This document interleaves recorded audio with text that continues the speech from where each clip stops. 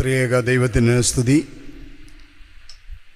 വന്യരായ വൈദിക ശ്രേഷ്ഠരെ, കഥാവിൽ പ്രിയരെ, 73ാമത് വാർഷിക കൺവെൻഷൻ നടക്കുന്ന മുണ്ടമല കൺവെൻഷനിൽ ഒരു പ്രാവശ്യം കൂടെ ദൈവവചനവുമായി നിൽക്കുവാൻ ദൈവം തമ്പുരാൻ എനിക്ക് തന്ന ഭാഗ്യത്തെ ഓർത്ത് ഞാൻ ദൈവത്തെ സ്തുതിക്കുന്നു. എന്നെ ഇതിനെ ക്ഷണിച്ച ബഹുമാനപ്പെട്ട അച്ഛനോടും ഇതിൻ്റെ സംഘാടക സമിതിയോടുമുള്ള എൻ്റെ കടപ്പാട് ഞാൻ അറിയിക്കുന്നു. വന്യ വൈദികരുടെ സാന്നിധ്യത്താൽ അനുഗ്രഹീതമായ ഈ വേദിയിൽ നിന്ന് നിങ്ങളോട് ദൈവവചനം പറയുവാൻ ഈ രാത്രി എന്നെ ബലപ്പെടുത്തണമേ എന്ന് നിങ്ങളെല്ലാവരും പ്രാർത്ഥിച്ചുകൊണ്ടിരിക്കണം എന്ന് അഭ്യർത്ഥിക്കട്ടെ. ഈ നാളുകളിൽ നമ്മൾ ധാരാളം പ്രസംഗങ്ങൾ കേട്ടുകൊണ്ടിരിക്കുകയാണ്. നമ്മളെപ്പോലെ പ്രസംഗങ്ങൾ കേട്ട ആളുകൾ ഈ ഭൂമിയിലുണ്ടോ എന്ന് സംശയമാണ്. എത്ര കേട്ടിട്ടും നമുക്കെന്തെങ്കിലും മാറ്റമുണ്ടോ എന്ന് ആത്മശോധന ചെയ്യേണ്ട നാളുകളാണ് ഇത് എന്ന് ഞാൻ പൂർണ്ണമായി വിശ്വസിക്കുന്നു. ഇന്ന് രാത്രി ദൈവവചന ധ്യാനത്തിനായി നാം ഒരുങ്ങിയിരിക്കുമ്പോൾ ദൈവമേ, നീ എന്നോട് സംസാരിക്കണമേ എന്ന പ്രാർത്ഥനയോടെ വേണം ഓരോ ആളുകളും ഈ വചന കൂടാരത്തിലിരിക്കാൻ. ആഗ്രഹത്തോടെ ഇരിക്കുമെങ്കിൽ ദൈവം നമ്മോട് സംസാരിക്കും. ദൈവത്തിൻ്റെ വാക്കുകൾ കേട്ട് ഒരു പുതുക്കപ്പെട്ട ജീവിതം നയിപ്പാൻ നമ്മെ എല്ലാവരെയും ദൈവകരങ്ങൾ സമർപ്പിക്കാം. ഒരു നിമിഷം നമുക്ക് പ്രാർത്ഥിക്കാം. ഞങ്ങളെ അതിവാത്സല്യമായി സ്നേഹിക്കുന്ന ഞങ്ങളുടെ ദൈവമേ, സ്വർഗീയ പിതാവേ, അനുഗ്രഹീതമായ സന്ധിക്കായി നന്ദിയോടെ ഞങ്ങൾ നിന്നെ സ്തുതിക്കുന്നു. കർത്താവേ, ഞങ്ങൾക്ക് ഒരുമിച്ച് അനുഗ്രഹീതമായ ഈ വചന കൂടാരത്തിൽ അടുത്തു വരുന്നതിനും ദൈവവചനം ധ്യാനിക്കുന്നതിനും തന്ന ഭാഗ്യാവസ്ഥയ്ക്കായി ഞങ്ങൾ അങ്ങേക്ക് നന്ദി പറയുന്നു. 73ാമത് മുണ്ടമല കൺവെൻഷൻ്റെ 3ാം രാത്രിയിൽ അങ്ങയുടെ സാന്നിധ്യം ഞങ്ങൾക്ക് നൽകി ഞങ്ങളെ അനുഗ്രഹിക്കണമേ എന്ന് ഞങ്ങൾ അങ്ങോട്ട് അപേക്ഷിക്കുന്നു. കർത്താവേ, നിന്റെ ജനത്തോട് അങ്ങേക്ക് പറയുവാനുള്ളത് ബലഹീനനായ അടിയനിലൂടെ അവിടുന്ന് അരുളി ചെയ്യണമേ. ബലഹീനനായ അടിയനെ ദൈവം തമ്പുരാൻ ബലപ്പെടുത്തണമേ. കേൾക്കുന്ന നിന്റെ മക്കളുടെ ഹൃദയങ്ങളോട് അവിടുന്ന് പ്രവർത്തിക്കണമേ. വന്യ വൈദികർക്കായി വന്നുകൂടി ജനത്തിനായി സ്തോത്രം ചെയ്യുന്നു. ഞങ്ങളെല്ലാവരെയും അനുഗ്രഹിച്ച് പറഞ്ഞയക്കണമേ. യേശുവിൻ്റെ ധന്യനാമത്തിൽ അടിയങ്ങൾ അപേക്ഷിക്കുന്നു. കൃപയോടെ കേൾക്കണമേ. ഒരു വിദേശ രാജ്യത്ത് ഒരു കൺവെൻഷന് പോയപ്പോൾ ഉണ്ടായ ഒരു അനുഭവം പറഞ്ഞ് തുടങ്ങാം. ആരാധനാ സ്വാതന്ത്ര്യമില്ലാത്ത ഒരു രാജ്യം, ഇതുപോലെയുള്ള കൺവെൻഷനുകളൊന്നും നടത്താൻ അനുവാദമില്ലാത്ത ഒരു രാജ്യം. ഒളിവിടങ്ങളിലാണ് ഇത്തരം കൂട്ടായ്മകളും കൺവെൻഷനുകളും ഒക്കെ അവർ ക്രമീകരിക്കുന്നത്. പിടിക്കപ്പെട്ടാൽ അറസ്റ്റ് ചെയ്യാവുന്ന ഒരു സ്ഥലം. ആ സ്ഥലത്ത് ദൈവവചനം പ്രസംഗിക്കാനായി പോയി. ഞാൻ എപ്പോഴും പോകുന്ന സ്ഥലങ്ങളിലൊക്കെ പറയുന്നൊരു കാര്യമാണ്, 100 കണക്കിന് വേദികളിൽ കൺവെൻഷന് പ്രസംഗിച്ചിട്ടുണ്ടെങ്കിലും ആത്മസംതൃപ്തിയോടെ ദൈവവചനം പറഞ്ഞ ഒരു വേദിയാണത്. കാരണം യാതൊരു ആരാധനാ സ്വാതന്ത്ര്യവും ഇല്ലാത്ത ആ സ്ഥലത്ത് ഒരു ഫാം ഹൗസിൽ കൂടി വന്ന ജനത്തെ കണ്ട് ഞാൻ അന്തിച്ചു പോയി. അത്രത്തോളം ജനബാഹുല്യമുള്ള ഒരു കൺവെൻഷൻ. ആദ്യ രാത്രി അവിടെ പ്രസംഗിക്കാനായിട്ട് ചെന്നപ്പോൾ അതിന് തൊട്ടടുത്ത ഹാളിൽ കുറേ ചെറുപ്പക്കാർ കൂടി നിൽക്കുന്നു. അവർ ഒരു കോഫി മെഷീൻ അവിടെ ഫിറ്റ് ചെയ്തുകൊണ്ടിരിക്കുകയാണ്. അപ്പോൾ എന്നെ കണ്ടപ്പോൾ അവർ പറഞ്ഞു, അച്ഛാ, ഞങ്ങൾ അച്ഛന് വേണ്ടി ഒരു ചായ ഉണ്ടാക്കാനുള്ള ശ്രമത്തിലാണ്. അച്ഛൻ ചായ കുടിച്ചിട്ടേ പ്രസംഗിക്കാവൂ. ഞാൻ പറഞ്ഞു, സഹോദരന്മാരെ, എനിക്ക് ചായ വേണ്ട. ഞാൻ താമസിച്ച വീട്ടിൽ നിന്ന് കാപ്പിയൊക്കെ കുടിച്ചിട്ട് വന്നതാണ്. എനിക്ക് ചായ വേണ്ട. അവർ പറഞ്ഞു, ഒരു കാരണവശാലും പറ്റത്തില്ല. ഞങ്ങളുടെ ചായ കുടിക്കാതെ ഇന്ന് അച്ഛൻ കൺവെൻഷന് പ്രസംഗം തുടങ്ങാൻ പറ്റുകയില്ല. ഞാൻ പറഞ്ഞു, ശരി, എന്നാൽ നിങ്ങളൊരു ചായ ഉണ്ടാക്കിക്കൊള്ളാൻ പറഞ്ഞു. ഞാൻ പതുക്കെ കുപ്പായമൊക്കെ ഇട്ട് റെഡിയായി. 5 മിനിറ്റ് കഴിഞ്ഞു, 10 മിനിറ്റ് കഴിഞ്ഞു. കൊയറിൻ്റെ പാട്ട് അവിടെ നടന്നുകൊണ്ടിരിക്കുകയാണ്. ചായ ആവുന്നില്ല. ഞാൻ ചോദിച്ചു, എന്തോ പറ്റി എന്ന് ചോദിച്ചാൽ പറഞ്ഞു, അച്ഛാ, ഈ കോഫി മെഷീൻ വർക്ക് ചെയ്യുന്നില്ല.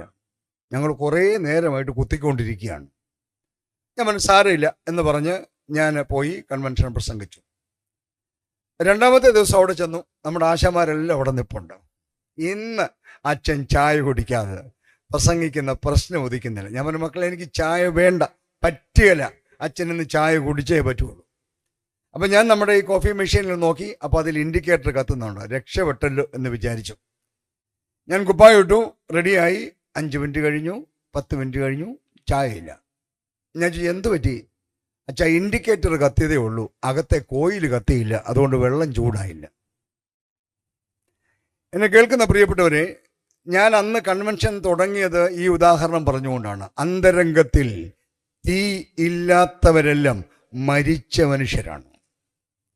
ഇൻഡിക്കേറ്ററുണ്ട്, ക്രിസ്ത്യാനി എന്ന ലൈറ്റ് കത്തിയിരിപ്പുണ്ട്, പക്ഷെ അകത്തെ കോയിൽ മാത്രം കത്തുന്നില്ല. വെളിപ്പാട് പുസ്തകത്തിൽ ഏഷ്യയിലെ 7 സഭകളെക്കുറിച്ച് പരിശുദ്ധാത്മാവ് ഒരു ഇവാലുവേഷൻ റിപ്പോർട്ട് രേഖപ്പെടുത്തി വച്ചിട്ടുണ്ട്. അതിൽ സർദീസിലെ സഭയെക്കുറിച്ച് പരിശുദ്ധാത്മാവ് പറയുന്നത്, ജീവനുള്ളവൻ എന്ന് നിനക്ക് പേരുണ്ടെങ്കിലും നീ മരിച്ചവനാണ്. ജീവനുണ്ട് എന്ന് തോന്നാനുള്ള ഇൻഡിക്കേറ്റർ ഉണ്ട്, പക്ഷെ നിന്റെ ഉള്ളം മരിച്ചതാണ്. ഉള്ളിൽ തീ ഇല്ലാത്ത സഭകളെല്ലാം മരിച്ച സഭകളാണ്. മരിച്ചവർ പാർക്കുന്നത് സെമിത്തേരിയിലാണല്ലോ. അതുകൊണ്ട് ഇന്ന് ഒരു സെമിത്തേരിയെക്കുറിച്ച് പ്രസംഗിക്കാൻ ആഗ്രഹിക്കുകയാണ്. ഒരുപക്ഷെ ഇതിൻ്റെ സംഘാടകർ ഇപ്പോൾ നെറ്റി ചൊളിച്ചേക്കാം. ഒരു കൺവെൻഷനിൽ സെമിത്തേരി പ്രസംഗവും. വാസ്തവത്തിൽ ഒരു സെമിത്തേരി നമ്മെ ഒരുപാട് പാഠങ്ങൾ പഠിപ്പിക്കുന്ന ഇടമാണ്.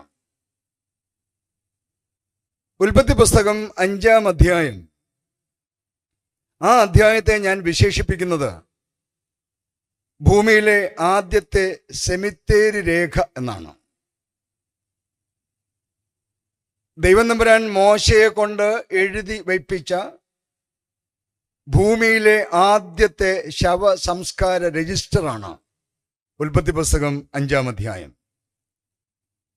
അത് തുറന്ന് വായിച്ച് ആദ്യത്തെ സെമിത്തേരി രജിസ്റ്റർ നമ്മെ പഠിപ്പിക്കുന്ന ചില പാഠങ്ങൾ പരിശോധിക്കുകയാണ് ഇന്ന് നാം ഒരുമിച്ച് ചെയ്യാൻ ഞാൻ ആഗ്രഹിക്കുന്നത്.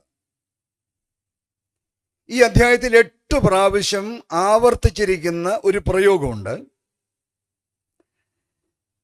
ഇന്നാര് ഇത്ര വർഷം ജീവിച്ചിരുന്നു, പുത്രന്മാരെയും പുത്രിമാരെയും ജനിപ്പിച്ചു, പിന്നെ മരിച്ചു.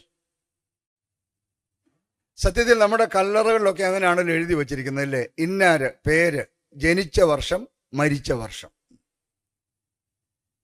ഇവ വായിച്ചപ്പോൾ എൻ്റെ മനസ്സിലുണ്ടായ ഒരു ചെറിയ വേദനയാണ് ഇന്ന് ഈ പ്രസംഗം തയ്യാറാക്കാൻ എന്നെ പ്രേരിപ്പിച്ചത്. കാരണം ആ അധ്യായം ഇങ്ങനെയാണ് വായിക്കുന്നത് നമ്മൾ. വാക്യം 5, ആദാമിൻ്റെ ആയുഷ്കാലം ആകെ 930 സംവത്സരം. അവൻ പുത്രന്മാരെയും പുത്രിമാരെയും ജനിപ്പിച്ചു, പിന്നെ അവൻ മരിച്ചു. വാക്യം 8, ശേത്തിന്റെ ആയുഷ്കാലം ആകെ 912 സംവത്സരം. അവൻ പുത്രന്മാരെയും പുത്രിമാരെയും ജനിപ്പിച്ചു, പിന്നെ അവൻ മരിച്ചു. വാക്യം 11, എനോശിന്റെ ആയുഷ്കാലം ആകെ 905 സംവത്സരം. അവൻ പുത്രന്മാരെയും പുത്രിമാരെയും ജനിപ്പിച്ചു, പിന്നെ അവൻ മരിച്ചു. വാക്യം 14, കേനാന്റെ ആയുഷ്കാലം ആകെ 910 സംവത്സരം. അവൻ പുത്രന്മാരെയും പുത്രിമാരെയും ജനിപ്പിച്ചു, പിന്നെ അവൻ മരിച്ചു. വാക്യം 17, മഹലേലിന്റെ ആയുഷ്കാലം ആകെ 895 സംവത്സരം. അവൻ പുത്രന്മാരെയും പുത്രിമാരെയും ജനിപ്പിച്ചു, പിന്നെ അവൻ മരിച്ചു. വാക്യം 20, യാരദിന്റെ ആയുഷ്കാലം ആകെ 962 സംവത്സരം. അവൻ പുത്രന്മാരെയും പുത്രിമാരെയും ജനിപ്പിച്ചു, പിന്നെ അവൻ മരിച്ചു. വാക്യം 27, മെഥൂശലഹിന്റെ ആയുഷ്കാലം ആകെ 969 സംവത്സരം. അവൻ പുത്രന്മാരെയും പുത്രിമാരെയും ജനിപ്പിച്ചു, പിന്നെ അവൻ മരിച്ചു. വാക്യം 31, ലാമക്കിന്റെ ആയുഷ്കാലം ആകെ 777 സംവത്സരം. അവൻ പുത്രന്മാരെയും പുത്രിമാരെയും ജനിപ്പിച്ചു, പിന്നെ അവൻ മരിച്ചു.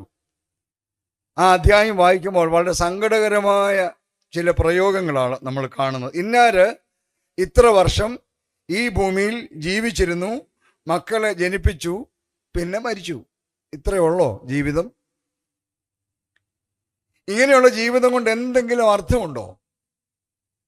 എന്തിനാണ് ദൈവം തൻ്റെ പ്രതിനിധികളായി മനുഷ്യരെ ഭൂമിയിൽ സൃഷ്ടിച്ചതാക്കിയത്? സത്യത്തിൽ ഇത്തരം ഒരുപാട് ജീവിതങ്ങളെ ഇന്നും കാണാം. ഭൂമിക്ക് ഭാരം കൂട്ടാൻ വേണ്ടി മാത്രം ജനിച്ച് ജീവിച്ച് മരിക്കുന്ന കുറേ എണ്ണം. അപ്പോഴാണ് ഈ രജിസ്റ്ററിലെ അടുത്ത കോളം എൻ്റെ ശ്രദ്ധയിൽപ്പെട്ടത്. അത് 21 മുതൽ 24 വരെയുള്ള വാക്യങ്ങളാണ്. അവിടെ ഒരാളെ പറ്റി പറയുന്നു. ഹാനോക്ക് എന്നാണ് അയാളുടെ പേര്. ഈ ശവസംസ്കാര രജിസ്റ്ററിൽ അദ്ദേഹത്തെക്കുറിച്ച് രേഖപ്പെടുത്തിയിരിക്കുന്നത് ഇങ്ങനെയാണ്. ഹാനോക്കിന്റെ ആയുഷ്കാലം ആകെ 365 സംവത്സരമായിരുന്നു. ഹാനോക്ക് ദൈവത്തോടു കൂടെ നടന്നു. ദൈവം അവനെ എടുത്തുകൊണ്ടതിനാൽ കാണാതെയായി. സങ്കടത്തിൻ്റെയും നിരാശയുടെയും നടുവിൽ പ്രത്യാശ നിർഭരമായ ഒരു എൻട്രി ഈ അധ്യായത്തിൽ നമ്മൾ ആദ്യമായിട്ട് കാണുകയാണ്. ഈ എൻട്രി മനുഷ്യന്റെ ജീവിതത്തെക്കുറിച്ചും മരണത്തെക്കുറിച്ചും വളരെ പ്രധാനപ്പെട്ട ചില പാഠങ്ങൾ നമ്മെ പഠിപ്പിക്കുന്നുണ്ട്. 2 വാക്കുകൾ പ്രത്യേകം ശ്രദ്ധിക്കുക. അവൻ ദൈവത്തോടു കൂടെ നടന്നു, ദൈവം അവനെ എടുത്തു. നടപ്പ് എന്നാൽ ഈ ഭൂമിയിലെ നമ്മുടെ ജീവിതമാണ്. എടുപ്പ് എന്ന് പറഞ്ഞാൽ നമ്മുടെ മരണമാണ്. ഇപ്പൊ ജീവനോടിരിക്കുന്ന ഈ പ്രിയപ്പെട്ടവരോടെല്ലാം എനിക്കൊരു ചോദ്യം ചോദിക്കാനുണ്ട്. നിങ്ങൾ മരിച്ചു കഴിഞ്ഞ് നിങ്ങളുടെ കല്ലറയിൽ ഒരു വാചകം എഴുതി വെക്കാൻ പറഞ്ഞാൽ എന്തോ എഴുതി വെക്കാൻ പറ്റും?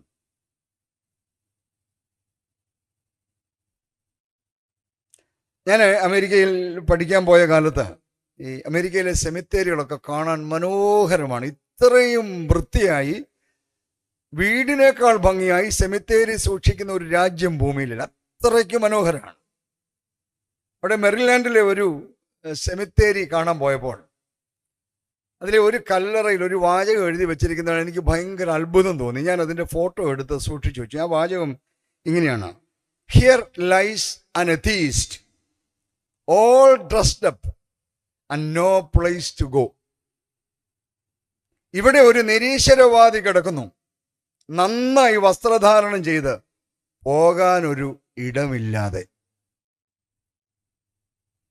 ഇവിടെ നമ്മൾ വായിച്ച ആളിനെ ദൈവം സ്വർഗത്തിലേക്ക് എടുത്തു. ഞാൻ പറഞ്ഞ ആളിന്റെ കല്ലറയിൽ എഴുതി വെച്ചിരിക്കുന്നു, പോകാനിടമില്ലാതെ ഒരുങ്ങി വൃത്തിയായി ഒരാൾ ഇതിനകത്ത് കിടക്കുന്നു. എനിക്ക് നിങ്ങളോടൊരു ചോദ്യം ചോദിക്കാനുണ്ട്. അവിടെ കിടക്കുകയുള്ളോ അതോ പോവുമോ? ഇന്ന് രാത്രി എനിക്ക് നിങ്ങളോട് സംസാരിക്കാനുള്ള വിഷയം ഇത് തന്നെയാണ്. നമുക്ക് ദൈവം സ്വർഗത്തിലേക്കെടുത്ത ഹാനോക്കിനെ ഒന്ന് ശ്രദ്ധിക്കാം. എന്തുകൊണ്ടാണ് ദൈവം ഹാനോക്കിനെ സ്വർഗത്തിലേക്ക് എടുത്തത്? ഒറ്റ കാരണമേ വേദപുസ്തകം നമ്മുടെ മുമ്പിൽ ഒരു കുറിവാക്യമായി പറയുന്നുള്ളൂ: ഹാനോക്ക് ദൈവത്തോടു കൂടെ നടന്നു. പ്രിയപ്പെട്ടവരെ, ഞാൻ ഇതുവരെ വായിച്ചവരുടെ ആയുസ്സുമായി നിങ്ങൾ താരതമ്യം ചെയ്ത് നോക്കിയാൽ അവരുടെയൊക്കെ ആയുസ്സിന്റെ പകുതിയിൽ താഴെ മാത്രമേ ഈ മനുഷ്യൻ ജീവിച്ചിരുന്നുള്ളൂ. നാം സാധാരണ പറയാറുണ്ടല്ലോ, ഒരാൾ എത്ര നാൾ ഈ ഭൂമിയിൽ ജീവിച്ചിരുന്നു എന്നല്ല, എങ്ങനെ ജീവിച്ചു എന്നതാണ് പ്രധാനം. അതുകൊണ്ട് ഈ വാക്കിന് വളരെ പ്രസക്തിയുണ്ട്. അപ്പൊ ഈ മനുഷ്യന്റെ നടപ്പിനെ കുറിച്ച്, അവന്റെ ജീവിതത്തെക്കുറിച്ച് വേദപുസ്തകം നമുക്ക് ചില സൂചനകൾ നൽകുന്നുണ്ട്. നമ്മൾ ധ്യാനിക്കുന്ന ഹാനോക്കിനെ കുറിച്ച് വേറൊരു ഹാനോക്കും വേദപുസ്തകത്തിലുണ്ട്. നമ്മൾ ധ്യാനിക്കുന്ന ഹാനോക്കിനെ കുറിച്ച് വേദപുസ്തകത്തിൽ ആകെ 10 പ്രാവശ്യമേ പറഞ്ഞിട്ടുള്ളൂ. ആകെ 10 പ്രാവശ്യമേ ഈ മനുഷ്യന്റെ പേര് വേദപുസ്തകത്തിലുള്ളൂ. അതിൽ 7 പ്രാവശ്യം അവന്റെ പേര് മാത്രമേ ഉള്ളൂ, വേറെ ഒരു വാചകം പോലുമില്ല. പിന്നെ ആകെ വേദപുസ്തകത്തിൽ ഈ മനുഷ്യനെ കുറിച്ച് 3 സ്ഥലത്ത് മാത്രമേ എന്തെങ്കിലും ഒരു വാചകം കൂടെ ആഡ് ചെയ്തിട്ടുള്ളൂ. അത്രമാത്രം ഈ വേദപുസ്തകത്തിലുള്ള ഈ മനുഷ്യനെ കുറിച്ച് ഈ 3 വാക്യങ്ങൾ നമ്മളോട് ഒരുപാട് കാര്യങ്ങൾ വിളിച്ചു പറയുന്നുണ്ട്. നമ്മെ മനോഹരമായി അടക്കി, നല്ല ഗായക സംഘം പാട്ടുപാടി, ഒത്താൽ തിരുമേനിമാർ വന്ന് അടക്കി, നല്ല വേഷം ധരിച്ച് ആ കുഴി കിടക്കുന്നതിനേക്കാൾ തമ്പുരാൻ എടുത്തുകൊണ്ട് പോകുമെങ്കിൽ അതാണ് ജീവിതത്തിലെ ഏറ്റവും വലിയ. അതിനെന്ത് വേണമെന്ന് ഈ 3 വാക്യങ്ങളിലൂടെ ഈ മനുഷ്യൻ നമ്മളോട് പറയുന്നുണ്ട്. ആ 3 വാക്യങ്ങളാണ് നമ്മൾ ധ്യാനിക്കാൻ പോകുന്നത്. 1, ഉൽപ്പത്തി പുസ്തകം 5-ാം അധ്യായം 21-22 വാക്യങ്ങൾ. ഹാനോക്കിന് 65 വയസ്സായപ്പോൾ, ശ്രദ്ധിച്ചു കേൾക്കണം, ഹാനോക്കിന് 65 വയസ്സായപ്പോൾ അവൻ മെഥൂശലഹിനെ ജനിപ്പിച്ചു. മെഥൂശലഹിനെ ജനിപ്പിച്ചതിന് ശേഷം ഹാനോക്ക് 300 സംവത്സരം ദൈവത്തോടു കൂടെ നടന്നു. അതിമനോഹരമായ ഒരു പ്രയോഗമാണ്. 300 സംവത്സരം ദൈവത്തോടു കൂടെ നടന്നു. He walked with God for 300 years. ഞാൻ ഇന്ന് രാത്രി നിങ്ങളോട് വിളിച്ചു പറയുന്ന ആദ്യത്തെ കാര്യം, ഹാനോക്കിന്റെ നടപ്പ് സ്ഥിരതയുള്ള നടപ്പായിരുന്നു. ഹാനോക്കിന്റെ നടപ്പ് സുസ്ഥിരമായ നടപ്പായിരുന്നു. Enoch walked consistently with God for 300 years. നമ്മിൽ പലരുടെയും പ്രശ്നം സ്ഥിരതയില്ലാത്ത നടപ്പാണ് എന്നാണ്. നോക്ക്, എൻ്റെ മുമ്പിലിരിക്കുന്ന മനുഷ്യർ എന്തോ ഒരു മര്യാദയുള്ള മനുഷ്യരാണ്. എന്ത് ശ്രദ്ധയോടെയാണ് ഇപ്പം എന്നെ നോക്കിക്കൊണ്ടിരിക്കുന്നത്, പുരുഷന്മാരും സ്ത്രീകളും. നിങ്ങളുടെ ഇരിപ്പ് കണ്ടാൽ ഇപ്പൊ കർത്താവ് വന്നാൽ നിങ്ങളെല്ലാം അവൻ സ്വർഗത്തിലേക്ക് എടുത്തുകൊണ്ട് പോകും എന്നുറപ്പാണ്. ഇവിടുന്ന് വെളിയിലിറങ്ങിയാലോ? പ്രിയപ്പെട്ടവരെ, നമ്മുടെ എല്ലാം പ്രശ്നം നമുക്ക് സ്ഥിരതയില്ല എന്നുള്ളതാണ്.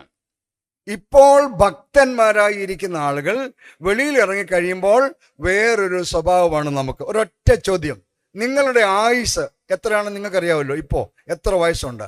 ഈ വയസ്സിനിടയ്ക്ക് നിങ്ങൾ 1 മിനിറ്റ് പോലും ദൈവസന്നിധിയിൽ നിന്ന് മാറാതെ കൺസിസ്റ്റന്റായി സ്ഥിരതയോടെ ദൈവത്തോട് കൂടെ നടന്നവരാണെന്ന് പറയാൻ ആത്മധൈര്യമുള്ള ഒരാള് ഈ പന്തലിൽ ഇരിപ്പുണ്ടെങ്കിൽ പറയാം.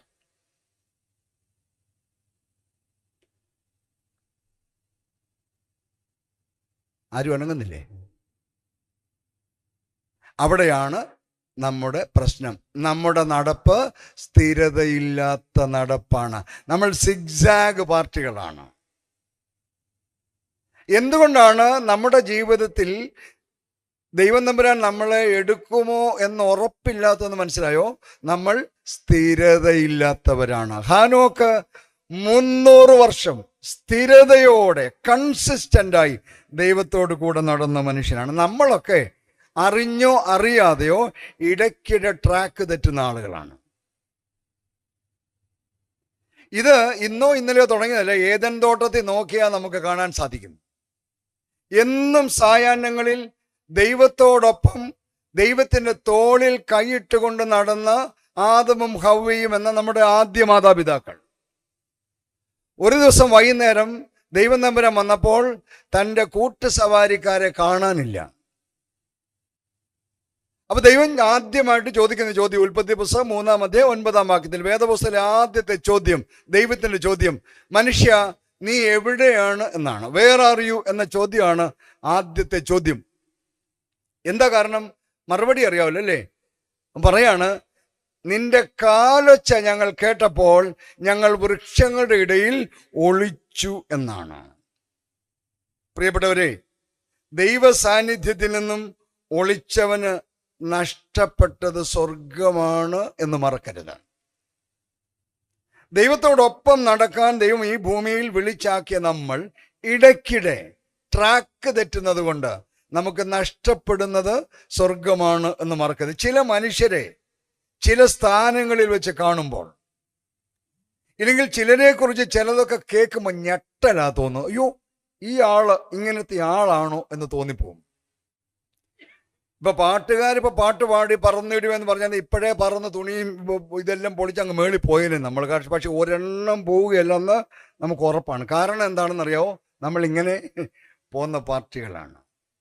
പ്രിയപ്പെട്ടവരെ, നമുക്ക് ദൈവസന്നിധിയിൽ നിന്ന് ഒളിച്ച് സ്ഥിരതയില്ലാതെ അസ്ഥിരന്മാരായി ജീവിച്ചാൽ ഉണ്ടാകുന്ന കുഴപ്പം എന്താണെന്ന് ഈ രാത്രി ഞാൻ നിങ്ങളോട് വിളിച്ചു പറയാം. സ്വർഗം നമുക്ക് നഷ്ടപ്പെടും.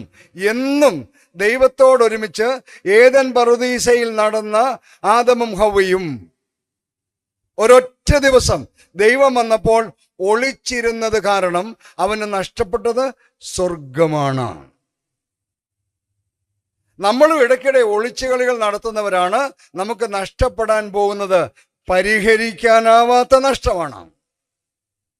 1986 ഏഷ്യൻ ഗെയിംസ് കൊറിയയിലാണ് നടന്നത്. എല്ലാ പ്രാവശ്യവും ഏഷ്യാഡിന് നമ്മുടെ നാട്ടിൽ നിന്ന് നൂറുകണക്കിന് ആളുകൾ പോകും. പോയേച്ച് ടൂറും കഴിഞ്ഞ് തിരിച്ചു പോരും. ഒന്നും സാധാരണ കിട്ടാറില്ലല്ലോ. പക്ഷെ 86 ഏഷ്യാഡിനൊരു പ്രത്യേകത ഉണ്ടായിരുന്നു. ഇന്ത്യക്ക് സകല മനുഷ്യർക്കും ഒരു പ്രതീക്ഷ, ഒരു മെഡലിൽ ഉണ്ടായിരുന്നു. അത് ഷൈനി എബ്രഹാം എന്ന പേരിൽ പിന്നീട് ഷൈനി വിൽസനായ പെൺകുട്ടിയുടെ 800 മീറ്റർ ഓട്ടത്തെക്കുറിച്ചാണ്. അവര് സ്വർണം പ്രതീക്ഷിച്ച് പോയ ഷൈനി, അന്ന് ഞാൻ വൈദിക സെമിനാരിയിൽ പഠിക്കുകയാണ്. ഈ ഷൈനിയുടെ ഓട്ടം കാണാൻ ഞങ്ങളെല്ലാം ടെലിവിഷന് മുമ്പിൽ ഇരുന്നു. ഞങ്ങൾ മാത്രമല്ല, ഇന്ത്യയിലെ സകല മനുഷ്യരും ഷൈനിയുടെ ഓട്ടം കാണാനിരുന്നു. 800 മീറ്റർ ഓട്ടം ആരംഭിച്ചു. ഏഷ്യയിലെ രാജ്യങ്ങളെ റെപ്രസെന്റ് ചെയ്ത് ഒരുപാട് ഓട്ടക്കാർ നിരന്നു നിൽക്കുന്നു. ഓട്ടം ആരംഭിക്കാനുള്ള വെടിശബ്ദം മുഴങ്ങി. അതിവേഗം ഷൈനി കുതിച്ചു. ഒരു 2 മിനിറ്റ് കഴിഞ്ഞപ്പോഴത്തേക്കും തൻ്റെ കൂടെ ഓടിത്തുടങ്ങിയ സകല മനുഷ്യരെക്കാളും ബഹുദൂരത്തിലായി ഷൈനി. അതിവേഗം കുതിച്ചു പായുകയാണ്. എന്നെ കേൾക്കുന്ന പ്രിയപ്പെട്ടവരെ, ഞാൻ ഉൾപ്പെടെ ഇന്ത്യക്കാർ മുഴുവൻ ടെലിവിഷൻ സെറ്റിന് മുമ്പിൽ എഴുന്നേറ്റ് നിന്നു. കാരണം ഇതാ നമുക്ക് സ്വർണം കിട്ടാൻ പോകുന്നു. ഷൈനി ഏറ്റവും ആദ്യമായി ഫിനിഷ് ചെയ്തു. വിക്ടറി സ്റ്റാൻഡിൽ കയറി നിന്ന് സ്വർണ്ണ മെഡൽ അവളുടെ കഴുത്തിൽ അണിഞ്ഞു. അപ്പോൾ ഞാൻ ഉൾപ്പെടെ ഇന്ത്യ മഹാരാജ്യത്ത് സകല മനുഷ്യരും കൈയടിച്ചു. പക്ഷെ പിറ്റേ ദിവസം രാവിലത്തെ പത്രവാർത്ത കണ്ട് ഞെട്ടിപ്പോയി. ഷൈനിയുടെ സ്വർണ്ണ മെഡൽ തിരിച്ചു വാങ്ങിച്ചു. കാരണം വീഡിയോ റീപ്ലേയിൽ ഈ 800 മീറ്ററിന്റെ നിയമം അനുസരിച്ച് ആദ്യത്തെ ഒരു റൗണ്ട് അവരവരുടെ ട്രാക്കിൽ കൂടെ തന്നെ ഓടണം. അതിനുശേഷം മാത്രമേ എളുപ്പമുള്ള ട്രാക്കിലേക്ക് കയറി ഓടാൻ പറ്റുള്ളൂ. പക്ഷെ ഷൈനി ഓട്ടം തുടങ്ങി തിരിഞ്ഞു നോക്കിയപ്പോൾ ഒരു മനുഷ്യനും കൂടെ ഇല്ലാതെ കണ്ടപ്പോൾ ഫാസ്റ്റ് ട്രാക്കിൽ കയറി ഓടി. ഷൈനിയുടെ സ്വർണം തിരിച്ചു വാങ്ങിച്ചത് ട്രാക്ക് തെറ്റിപ്പോയി എന്ന ഒറ്റ കാരണത്താലാണ്. പ്രിയപ്പെട്ടവരെ, നമുക്ക് സ്വർണം നഷ്ടപ്പെടുന്നത്, സ്വർഗമെന്ന സ്വർണം നഷ്ടപ്പെടുന്നത് നമ്മുടെ കൺസിസ്റ്റൻസി ഇല്ലായ്മ കൊണ്ടാണ്. ഇന്ന് രാത്രി ഇവിടെ ഇരിക്കുന്ന ഓരോരുത്തരും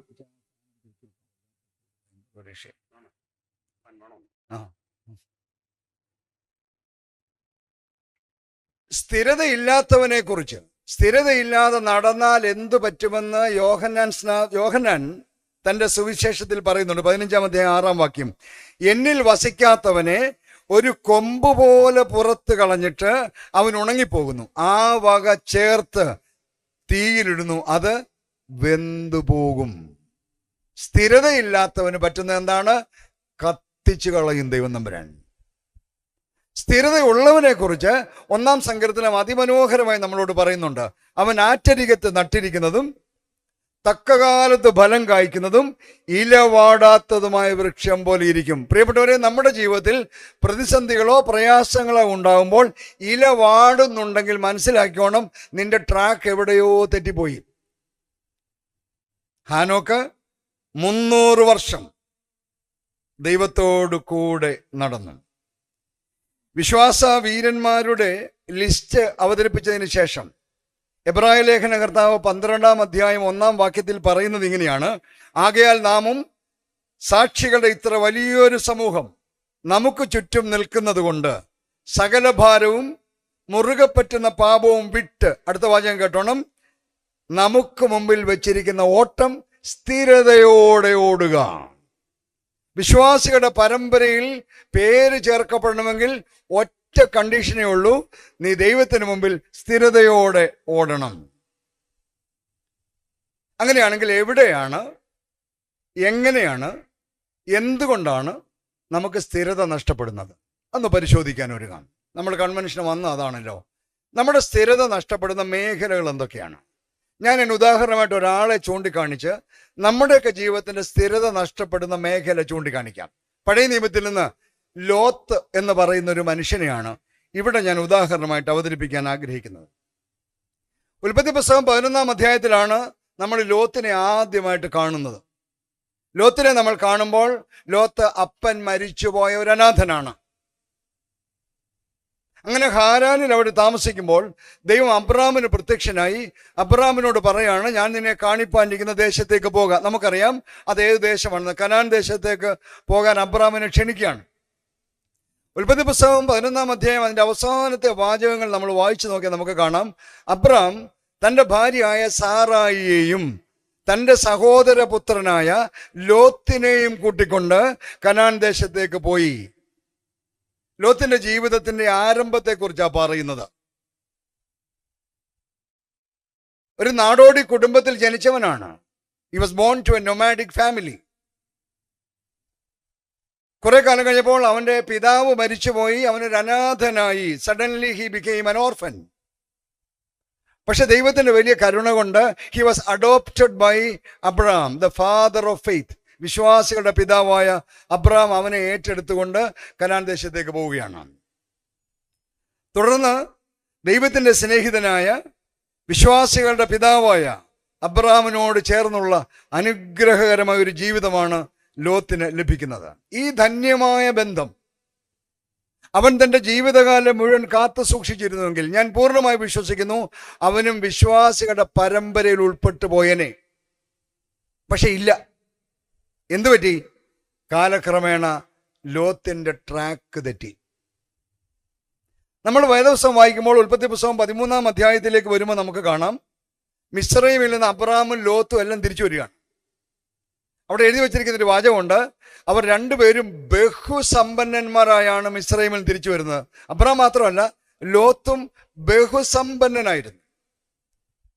അവിടെ ഇങ്ങനെയാണ് രേഖപ്പെടുത്തിയിരിക്കുന്നത്, അവരുടെ സമ്പത്ത് ദേശത്തിന് വഹിച്ചുകൂടാഞ്ഞു എന്നാണ്. നാടിന് അൺബെയറബിളായ പണക്കാരായി മാറി. വലിയ സമ്പന്നന്മാരാണ്. സമ്പത്ത് വർദ്ധിച്ചു കഴിയുമ്പോൾ നമ്മുടെ ഇടയിൽ ഉണ്ടാകാവുന്ന പോലെ ഇവരുടെ കുടുംബത്തിൽ ചെറിയ പ്രശ്നങ്ങൾ ആരംഭിച്ചു. ഇടയന്മാരുടെ ഇടയിൽ തുടങ്ങി പ്രശ്നം. വിവരം പറഞ്ഞപ്പോൾ അബ്രഹാം ലോത്തിനെ വിളിച്ചിട്ട് ലോത്തിനോട് പറയുന്നൊരു വാചകമുണ്ട്, നമ്മൾ തമ്മിൽ പിണക്കമുണ്ടാവാൻ പാടില്ല, കാരണം നമ്മൾ സഹോദരന്മാരാണ്. രണ്ട്, നമ്മൾ പാർക്കുന്നത് വിജാതിയരുടെ ഇടയിലാണ്, കനാന്യരുടെ ഇടയിലാണ് നമ്മൾ പാർക്കുന്നത്. അതുകൊണ്ട് നമ്മൾ തമ്മിൽ ഒരു പിണക്കം ഉണ്ടാകാൻ പാടില്ല. എന്നിട്ട് അബ്രഹാം ഒരു പ്രപ്പോസൽ മുന്നോട്ട് വെച്ചു, മോനെ, ഇതാ ദേശം മുഴുവൻ നിന്റെ മുമ്പാകെ ഇരിക്കുകയാണ്, നിനക്ക് ഇഷ്ടമുള്ളത് എടുക്കാം. എന്നിട്ട് അബ്രഹാം പറഞ്ഞൊരു വാചകം നമുക്കറിയാം, എന്താണ്? നീ വലത്തോട്ട് പോവാണെങ്കിൽ ഞാൻ ഇടത്തോട്ട് പൊക്കോളാം, ഇല്ല നീ ഇടത്തോട്ട് പോവാണെങ്കിൽ ഞാൻ വലത്തോട്ട് പൊക്കോളാം. 13-ാം അധ്യായം 10-ാം വാക്യം വായിക്കുമ്പോൾ അവിടെ മനോഹരമായ ഒരു വാക്യം എഴുതിയിട്ടുണ്ട്, ലോത്ത് തലപൊക്കി നോക്കിയപ്പോൾ യോർദാന്റെ പ്രദേശമൊക്കെയും, യോർദാൻ അക്കരെയുള്ള പ്രദേശമൊക്കെയും നീരോട്ടമുള്ളതെന്ന് കണ്ടു. അപ്പോൾ ലോത്ത് എന്ത് ചെയ്തു? അത് ഓപ്റ്റ് ചെയ്തു. വിശ്വാസികളുടെ പിതാവായ അബ്രഹാമിന്റെ കൂടെ കനാനിൽ ജീവിച്ചിരുന്ന മനുഷ്യൻ യോർദാന്റെ തീരങ്ങളുടെ ഫലഭൂയിഷ്ഠത കണ്ടപ്പോൾ അത് തെരഞ്ഞെടുത്ത് അങ്ങോട്ട് പോയി. ഞാൻ മുമ്പേ പറഞ്ഞ വാചകം ഓർമ്മയുണ്ടോ? അവൻ അസാധാരണ പണക്കാരനായിരുന്നു, അസാമാന്യ പണക്കാരൻ. എന്നിട്ടും അവന്റെ നോട്ടം ഈ ലോകത്തിന്റെ നീരോട്ടങ്ങളിലായിരുന്നു. നമുക്ക് ട്രാക്ക് തെറ്റുന്ന ഏറ്റവും പ്രധാനപ്പെട്ട ഒരു വിഷയം ഇതാണ്. പ്രിയപ്പെട്ടവരെ, ഞാനിപ്പോൾ 39 വർഷമായി മാർത്തോമാ സഭയിൽ വൈദികനായിട്ട്. പഠനകാലം എല്ലാം കൂടെ കൂടിയാൽ 40-ലധികം വർഷങ്ങളായി. ഇവിടെ ഇപ്പോൾ ഇരിക്കുന്നവരിൽ സജു അച്ഛൻ മാത്രമേ ഉള്ളൂ എന്നേക്കാൾ ജൂനിയർ, ബാക്കി എല്ലാവരും എന്നേക്കാൾ സീനിയേഴ്സായ അച്ഛന്മാരാണ്. നമ്മുടെ സെക്രട്ടറി അച്ഛൻ്റെ പുണ്യ കേട്ടോ, സോറി. പ്രിയപ്പെട്ടവരെ, നമ്മുടെയൊക്കെ ഈ കൺവെൻഷനുകൾക്ക് പോലും ഉണ്ടായ ഒരു വ്യത്യാസം ഒന്ന് ആലോചിച്ച് നോക്കാം. നമ്മുടെയൊക്കെ മാതാപിതാക്കൾക്ക് ഇതിൻ്റെ 10 ജീവിതമാർഗമില്ലാതിരുന്ന കാലത്ത് അവർ ആത്മാർത്ഥതയോടുകൂടെ ദൈവത്തെ ആരാധിക്കുകയും കൺവെൻഷനുകളിൽ പോയിരിക്കുകയും ചെയ്ത ആളുകളാണ്. ഇന്ന് നമുക്കെന്ത് പറ്റി? ഇഷ്ടം പോലുണ്ട്. എന്നാൽ പോലും പരാക്രമം പിടിച്ച് നടക്കുകയാണ്. യോർദാൻ അരികെയുള്ള നീരോട്ടങ്ങളെ ശ്രദ്ധിച്ച് നടക്കുകയാണ്. നമ്മുടെ ട്രാക്ക് തെറ്റുന്ന മേഖല ഏതാണെന്ന് മനസ്സിലായോ? ആക്രാന്തമാണ്. എത്ര കിട്ടിയാലും തികയാത്ത ആക്രാന്തമാണ്. പ്രിയപ്പെട്ടവരെ, ഒരു 50 വയസ്സിൽ പ്രായമുള്ള എല്ലാ ആളുകൾക്കും ഒരു കാര്യം മനസ്സിലാവാം. നമ്മുടെയൊക്കെ വീടുകളിൽ 5, 6, 7, 8 മക്കളായിരുന്നു. 4, 5 പെൺപിള്ളാരുള്ള വീടുകളായിരുന്നു നമ്മുടെ വീടുകൾ. നമ്മുടെ അപ്പന്മാരൊന്നും എല്ലാവരും സർക്കാർ ഉദ്യോഗസ്ഥരൊന്നും അല്ലായിരുന്നു. പറമ്പിലെ കൃഷി കൊണ്ട് മക്കളെ വളർത്തിയവരാണ്. അവർക്കൊന്നും ഈ മക്കളെക്കുറിച്ച് വേവലാതിയോ പ്രാരാബ്ദമോ ഈ പിള്ളേരെ എങ്ങനെ കെട്ടിച്ചൊന്ന് വെപ്രാളവും ഇല്ലായിരുന്നു. നമുക്കിപ്പോൾ ആകെ ഉള്ളത് 2, ഇല്ലെങ്കിൽ 1. ഇഷ്ടം പോലെ, നമ്മുടെ നാടൻ ഭാഷ പറഞ്ഞാൽ ഇട്ടുമൂടാനുണ്ട്. എന്നാലും പരാക്രമം അങ്ങ് നടക്കുക. നമ്മുടെ ട്രാക്ക് തെറ്റിപ്പോകുന്ന ആദ്യത്തെ മേഖലയാണ് എന്താണ്? ഈ ലോകത്തിൻ്റെ നീരോട്ടങ്ങളിൽ കണ്ണുവെച്ച് പോവുകയാണ്. ഇതിവിടെ തുടങ്ങിയതല്ലോ, അല്ലേ?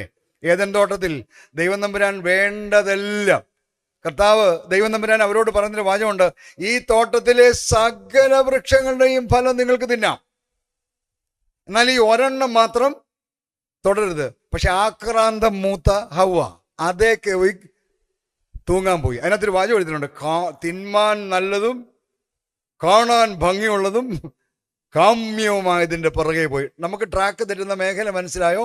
തിന്നാൻ കൊള്ളാമെന്ന് തോന്നുന്നതിൻ്റെയും കാണാൻ കൊള്ളാവുന്നതിൻ്റെയും കാമ്യമായതിൻ്റെയും പുറകെ ഓടുന്നത് കൊണ്ടാണ് നമ്മുടെ ട്രാക്ക് തെറ്റുന്നത്. ഈ ദൈവം മതിയായവനാണെന്ന വിശ്വാസം നമുക്ക് പലപ്പോഴും ഇല്ല എന്നതാണ് ഏറ്റവും പ്രശ്നം. പ്രിയപ്പെട്ടവരെ, ജഡത്തിൻ്റെ ഇച്ഛകളെ താലോലിക്കുന്നത് ജീവിതത്തിലെ ഏറ്റവും അപകടകരമായ ഒരു കാര്യമാണ്. യോഹന്നാൻ ശ്ലീഹ തൻ്റെ 1-ാം ലേഖനത്തിൽ 2-ാം അധ്യായം 15-ാം വാക്യത്തിൽ മുന്നറിയിപ്പ് തരുന്നു: ലോകത്തെയും ലോകത്തിലുള്ളതിനെയും സ്നേഹിക്കരുത്. നമുക്ക് ഇന്ന് സംഭവിച്ചത് ലൗകിക സ്നേഹം കൂടിപ്പോയി എന്ന വിഷയമാണ്. സമ്പാദ്യങ്ങൾ വാരിക്കൂട്ടാനുള്ള ഓട്ടത്തിലാണ് നാം. ഒരു സന്യാസി ഒരു ആറ്റുതീരത്ത് ധ്യാനത്തിലിരിക്കുകയാണ്.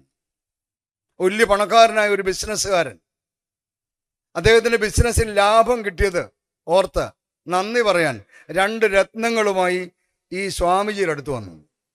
സ്വാമിജി ഒരു പാറയുടെ പുറത്ത് ധ്യാന നിമഗ്നനായിരിക്കുകയാണ്. കാലൊച്ച കേട്ടു, പക്ഷെ പുള്ളി കണ്ണു തുറന്നില്ല. പുള്ളി ധ്യാനിച്ചുകൊണ്ടേ ഇരിക്കുകയാണ്. ഈ വ്യാപാരിക്ക് തീരെ സമയമില്ല, ഭയങ്കര തിരക്കുകാരനാണ്. എന്നാലും 2 രത്നങ്ങൾ ഈ സന്യാസിക്ക് കൊടുത്തേച്ച് പോകാൻ വേണ്ടി വന്ന് നിൽക്കുകയാണ്. സന്യാസി തൊട്ട് കണ്ണു തുറക്കുന്നുമില്ല. അവിടെ ഒന്ന് ശബ്ദം ഉണ്ടാക്കി നോക്കി, അനക്കമില്ല. അവസാനം പുള്ളിക്ക് പോകണമെന്നതുകൊണ്ട് ഈ 2 രത്നങ്ങളും കൊണ്ടുവന്ന് കാലിൻ്റെ അടുത്തോട്ട് വെച്ചു. വെച്ചേച്ച് അദ്ദേഹം തിരിഞ്ഞ് നടക്കാൻ തുടങ്ങിയപ്പോൾ സന്യാസി കണ്ണു തുറന്നു. തൻ്റെ കാല് നീട്ടിയപ്പോഴത്തേക്ക് ഒരു രത്നം കാലേ തട്ടി അങ്ങ് ആറ്റിലോട്ട് പോയി. ഈ കൊണ്ടുവച്ചവൻ പരക്കം പാഞ്ഞ് ഓടി വന്നേച്ച് ചോദിക്കും: അയ്യോ സ്വാമിജി, ആ രത്നം എങ്ങോട്ട് പോയി? ഉടനെ സ്വാമിജി അടുത്ത രത്നം എടുത്ത് അങ്ങോട്ട് എറിഞ്ഞേച്ച് പറഞ്ഞുകൊണ്ട് അവിടോട്ടാ പോയെന്ന്. ആ സ്വാമിജിയെ സംബന്ധിച്ച് ഈ രത്നം ഒന്നും പുള്ളിക്കൊരു, നമ്മളായിരുന്നു എന്തോനും ആ ആറ്റിലെടുത്തി ആടി ഉള്ള കല്ലും മണ്ണും മുഴുവൻ വാരി വീട്ടിൽ കൊണ്ടുപോയേനെ. നമ്മുടെ ട്രാക്ക് തെറ്റുന്നതിൻ്റെ കാര്യം മനസ്സിലായോ? പ്രിയപ്പെട്ടവർ, നമുക്കൊക്കെ അറിയാവുന്ന ലോകത്തിലെ ഏറ്റവും വലിയ സമ്പന്നനായ വാറൻ ബഫറ്റ് എന്ന് പറയുന്ന മനുഷ്യനെ നമുക്കൊക്കെ അറിയാം. ഞാൻ അയാളെയൊക്കെ വായിക്കുകയും അതിൽ പറയുകയൊക്കെ കേൾക്കുകയും ചെയ്യുന്നതാണ്. ഏതാണ്ട് 94-ലധികം വയസ്സിപ്പോൾ ആ മനുഷ്യനുണ്ട്. അദ്ദേഹം 1955 വാങ്ങിച്ച ഒരു വീട്ടിലാണ് ഇപ്പോഴും താമസിക്കുന്നത്. അയാൾ വർഷങ്ങൾക്ക് മുമ്പ് വാങ്ങിച്ച ഒരു സാധാരണ കാഡിലാക് കാറിലാണ് ഇപ്പോഴും യാത്ര ചെയ്യുന്നത്. അദ്ദേഹത്തിൻ്റെ വരുമാനത്തിൻ്റെ 93% അദ്ദേഹം ചാരിറ്റിക്ക് കൊടുക്കുകയാണ്. ഇവിടെ ഇരിക്കുന്ന ആളുകളോട് ചോദ്യം ചോദിക്കട്ടെ, എത്ര വീടുണ്ട്?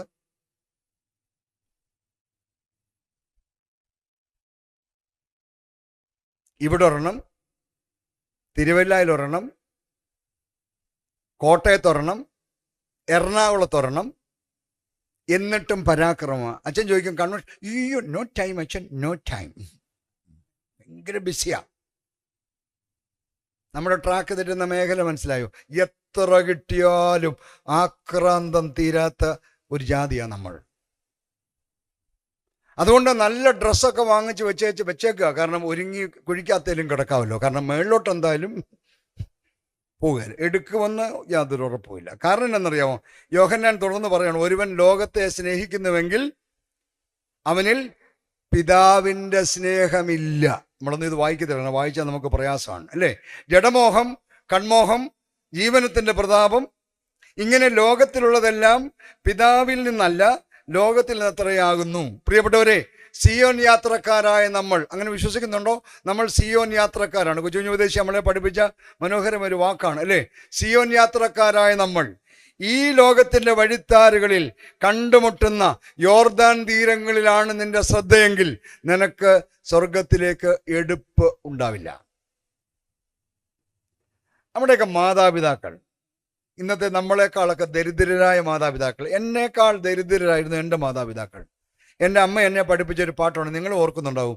അങ്ങുമിങ്ങും നോക്കിയാൽ നീ മുന്നിൽ പോയിടാ, ഭംഗമില്ലാതോടിയാൽ കിരീടം പ്രാപിക്കാം. എത്രയോ കാലങ്ങൾക്ക് മുമ്പ് പഠിപ്പിച്ചാണ് അല്ലേ? അങ്ങുമിങ്ങും നോക്കിയാൽ നീ മുമ്പിൽ പോവുകയില്ല, ഭംഗമില്ലാതെ ഓടിയാൽ കിരീടം പ്രാപിക്കാം. ഇവിടെ ഇരിക്കുന്ന ഈ പന്തലിൻ കീഴിലിരിക്കുന്ന പ്രിയപ്പെട്ടവരോട് ഞാൻ ചോദിക്കട്ടെ, എന്തിനെ കുറിച്ചാണ് നിന്റെ വേവലാതി? നിന്റെ ഓട്ടം സ്ഥിരതയുള്ള ഓട്ടമാണോ? കർത്താവ് നമ്മളെ വേദപുസ്തകത്തിലൂടെ പഠിപ്പിച്ചത് ഉണ്മാനും ഉടുപ്പാനും ഉണ്ടെങ്കിൽ മതി. കൊരിന്ത്യർക്ക് എഴുതിയ 1-ാം ലേഖനം 9-ാം അധ്യായം 24-ാം വാക്യത്തിൽ പൗലോസ് ശ്ലീഹ നമ്മോട് പറയുന്നു, ഓട്ടക്കളത്തിൽ ഓടുന്നവർ എല്ലാവരും ഓടുന്നുവെങ്കിലും ഒരുവനെ ബിരുദം പ്രാപിക്കുന്നുള്ളൂ. നിങ്ങളും പ്രാപിപ്പാൻ തക്കവണ്ണം ഓടുവിൻ. ഈ രാത്രി വരെ പരാക്രമത്തോടെ ഈ ലോകത്തിന്റെ നീരോട്ടങ്ങളിലാണ് നീ കണ്ണുവെച്ച് യാത്ര ചെയ്തെങ്കിൽ ഈ രാത്രി എനിക്ക് നിന്നോട് വിളിച്ചു പറയാനുള്ളത്, അത് അവസാനിപ്പിക്കുക. ഇനി ഒരൊറ്റ ലക്ഷ്യമേ നിനക്കുണ്ടാവൂ, അത് വാഗ്ദത്ത നാടും മാത്രമായിരിക്കണം. അവനിൽ മാത്രം കണ്ണുവെച്ച് നീ യാത്ര ചെയ്താൽ ഇഷ്ടം പോലുണ്ടല്ലോ. ഇനി തിന്നാലും തീരാത്തവണ്ണം കയ്യിലിരിപ്പുണ്ടല്ലോ, ഉടുത്താലും തീരാത്തവണ്ണം ഇരിപ്പുണ്ടല്ലോ. ഇനി എന്തിനാ ഈ പരാക്രമം? എന്തിനാണ് ഈ പരാക്രമം? ഇപ്പൊ ദൈവത്തെ വിളിക്കാൻ പോലും വരാൻ അച്ഛന്മാർ പോലും അനുവദിക്കുകയില്ല. എന്താണെന്നറിയാം? കണ്ടില്ലേ, 2 സൂത്രം കൊണ്ട് വെച്ചേക്കുക. എന്തുവാ വല്ല കാര്യമുണ്ടോ? വീട്ടിൽ നിന്ന് വരണമെന്ന് ആഗ്രഹമുള്ളവനെ പോലും അവിടുന്ന് ഇറക്കുകയല്ല. കാരണം കയ്യിൽ കൊടുത്ത് ഒരു കട്ടകാപ്പിയും കുടിച്ചുകൊണ്ടിരുന്ന് കേൾക്കാമെങ്കിൽ എന്നാത്തിനാണ് ഇങ്ങോട്ട് വലിഞ്ഞു വരുന്നത് അല്ലേ? പ്രിയപ്പെട്ടവരെ, ഒരുമിച്ച് കൂടി വരുന്നതിൻ്റെ ഒരു കൂട്ടായ്മ, ഇവിടെ നിന്ന് നിങ്ങളെയൊക്കെ കാണുമ്പോൾ ഒരു സന്തോഷം. പക്ഷെ നമുക്ക് പറ്റിയ കുഴപ്പം എന്തുവാ? അങ്ങ് വീട്ടിൽ കിട്ടുമെങ്കിൽ പിന്നെ എന്തിനാണ് പൊത്ത കൊടുത്തോണ്ട് പോരേണ്ട കാര്യമില്ല, അവിടെ കുത്തിയിരിക്കുകയാണ്. ഞാനുകൊണ്ട് ഇപ്പം പറയാം, ഇതങ്ങ് നിർത്താമോ? പകുതി ഗുണം ഈ സഭയ്ക്ക് പിടിക്കും. കാരണം നമുക്ക് ഈ കിട്ടുന്ന സമയം കൂടെ എന്തോ ചെയ്യാം. പ്രിയപ്പെട്ടവരെ, രണ്ടാമത് ലോത്തിന് പറ്റിയ കുഴപ്പം, ആദ്യത്തെ കാര്യം മനസ്സിലായില്ലല്ലോ. എന്തോ പറ്റി? ഈ ലോകത്തിന്റെ നീരോട്ടങ്ങളിൽ ശ്രദ്ധ വെച്ച് പോയപ്പോൾ നമ്മുടെ സ്ഥിരത നഷ്ടപ്പെട്ടു പോയി. ലോത്തിന്റെ രണ്ടാമത്തെ കുഴപ്പം, ലോത്ത് സോദോം വരെ 13-ാം അധ്യായം 12-13 വാക്യങ്ങൾ. ലോത്ത് ആ പ്രദേശങ്ങളിലെ പട്ടണങ്ങളിൽ പാർത്തു, സോദോം വരെ കൂടാരം മാറ്റി അടിച്ചു. സോദോം വരെ കൂടാരം മാറ്റി അടിച്ചു. കുഴപ്പം വല്ലതും ഉണ്ടോ? കുഴപ്പമില്ലല്ലോ. കാശ് കയ്യിലുള്ളത് കൊണ്ട് അവൻ ഇങ്ങനെ കൂടാരം മാറ്റി സോദോം പട്ടണത്തിൽ പോയതിന് കുഴപ്പമൊന്നുമില്ല. ഉണ്ടോ? പക്ഷെ ഒരു കുഴപ്പമുണ്ട്. എന്നാണെന്നറിയാമോ? അടുത്ത വാചകം, സോദോം നിവാസികൾ ദുഷ്ടന്മാരും യഹോവയുടെ മുൻപാകെ മഹാപാപികളുമായിരുന്നു. സകല ദുർനടപ്പിന്റെയും അശുദ്ധിയുടെയും കേന്ദ്രമായിരുന്നു സൊദോം. ലോത്തിന് പറ്റിയ രണ്ടാമത്തെ കുഴപ്പം ഇതാണ്. ഞാൻ ഇങ്ങനെയാ പറയുന്നത്, മ്ലേച്ഛതയുടെ നടുവിൽ കൂടാരമടിച്ചു ലോത്ത്. അതുകൊണ്ട് അവന്റെ സ്ഥിരത നഷ്ടപ്പെട്ടു പോയി. മ്ലേച്ഛതയുടെ നടുവിൽ കൂടാരമടിച്ചു. അവൻ ദുഷ്ടന്മാരും യഹോവയുടെ മുൻപാകെ മഹാപാപികളുമായ മനുഷ്യരുടെ ഇടയിൽ പാർത്തു. അവിടെയാണ് ലോത്ത് തൻ്റെ കുടുംബത്തെ വളർത്തിക്കൊണ്ടുവന്നത്. എവിടെയാണ്? മ്ലേച്ഛതകളുടെ നടുവിൽ. എവിടെയായിരുന്നു? പരിപാവനമായ വിശുദ്ധമായ ഒരു പാരമ്പര്യത്തിൽ നിന്ന് ലോത്ത് എത്തിപ്പറ്റിയത് മ്ലേച്ഛതകളുടെ നടുവിലാണ്.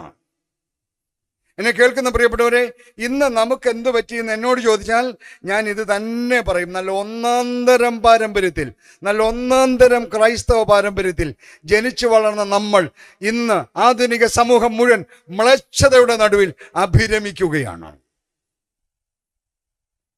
24 മണിക്കൂറും ദൈവബോധം നഷ്ടപ്പെട്ട് മ്ലേച്ഛതയുടെ പുറകെ നടക്കുകയാണ് നമ്മൾ. ലോത്ത് ഒന്നാന്തരം പാരമ്പര്യത്തിൽ തുടങ്ങിയതാണ്, പരിതാപകരമായ അവസ്ഥയിലെത്തി. എന്തൊരു പതനമാണ്! വിശ്വാസികളുടെ പിതാവായ അബ്രാമിനോട് ഒപ്പം ജീവിച്ച മനുഷ്യൻ ഇപ്പോൾ താമസിക്കുന്നത് മ്ലേച്ഛതകളുടെ നടുവിലാണ്. മ്ലേച്ഛന്മാരും ദൈവവിരുദ്ധന്മാരുമായ മനുഷ്യരുടെ ഇടയിലാണ് ഇപ്പോൾ ലോത്ത് പാർക്കുന്നത്. 12-ാം വാക്യത്തിൽ അബ്രാമിനെ കുറിച്ച് മനോഹരമായ ഒരു വാക്യമുണ്ട്. അബ്രാം കനാൻ ദേശത്ത് തന്നെ പാർത്തു. ഞാൻ ആ വാചകം രണ്ടും കൂടെ ചേർത്ത് പറയാം.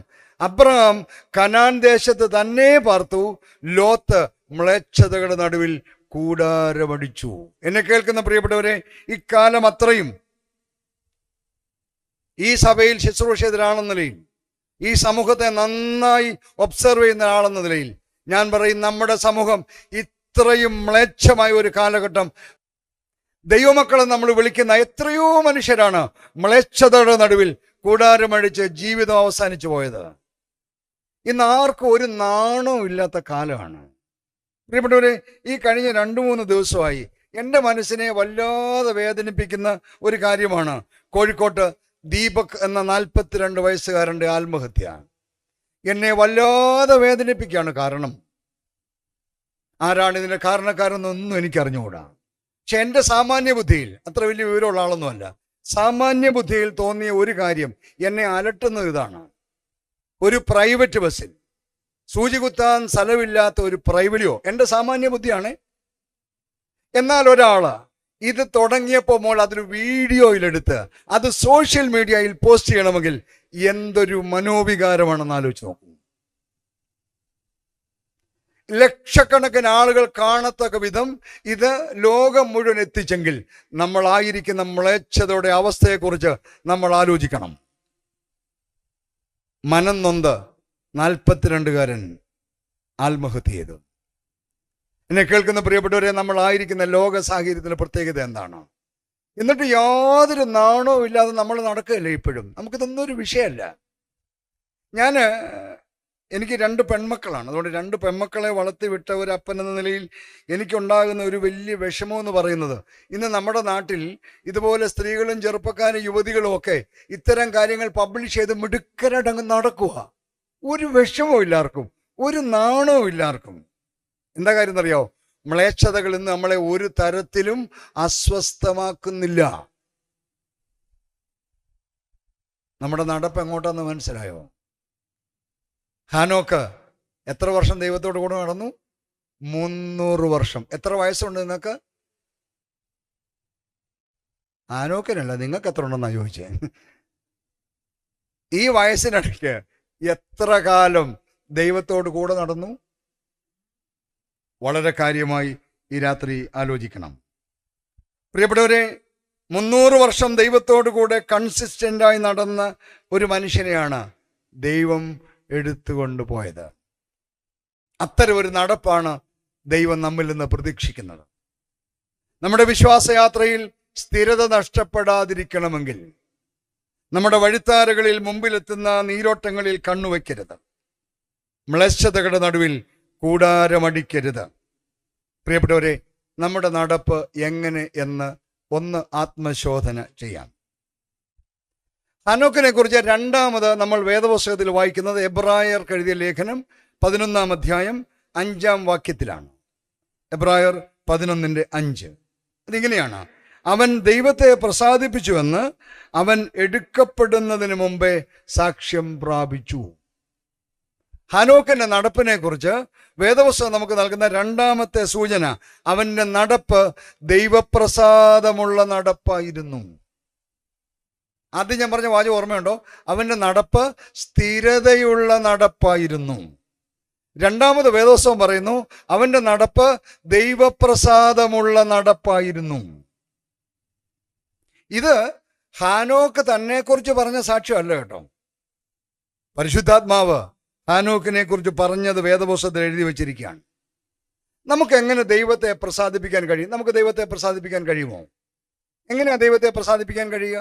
How can we please God?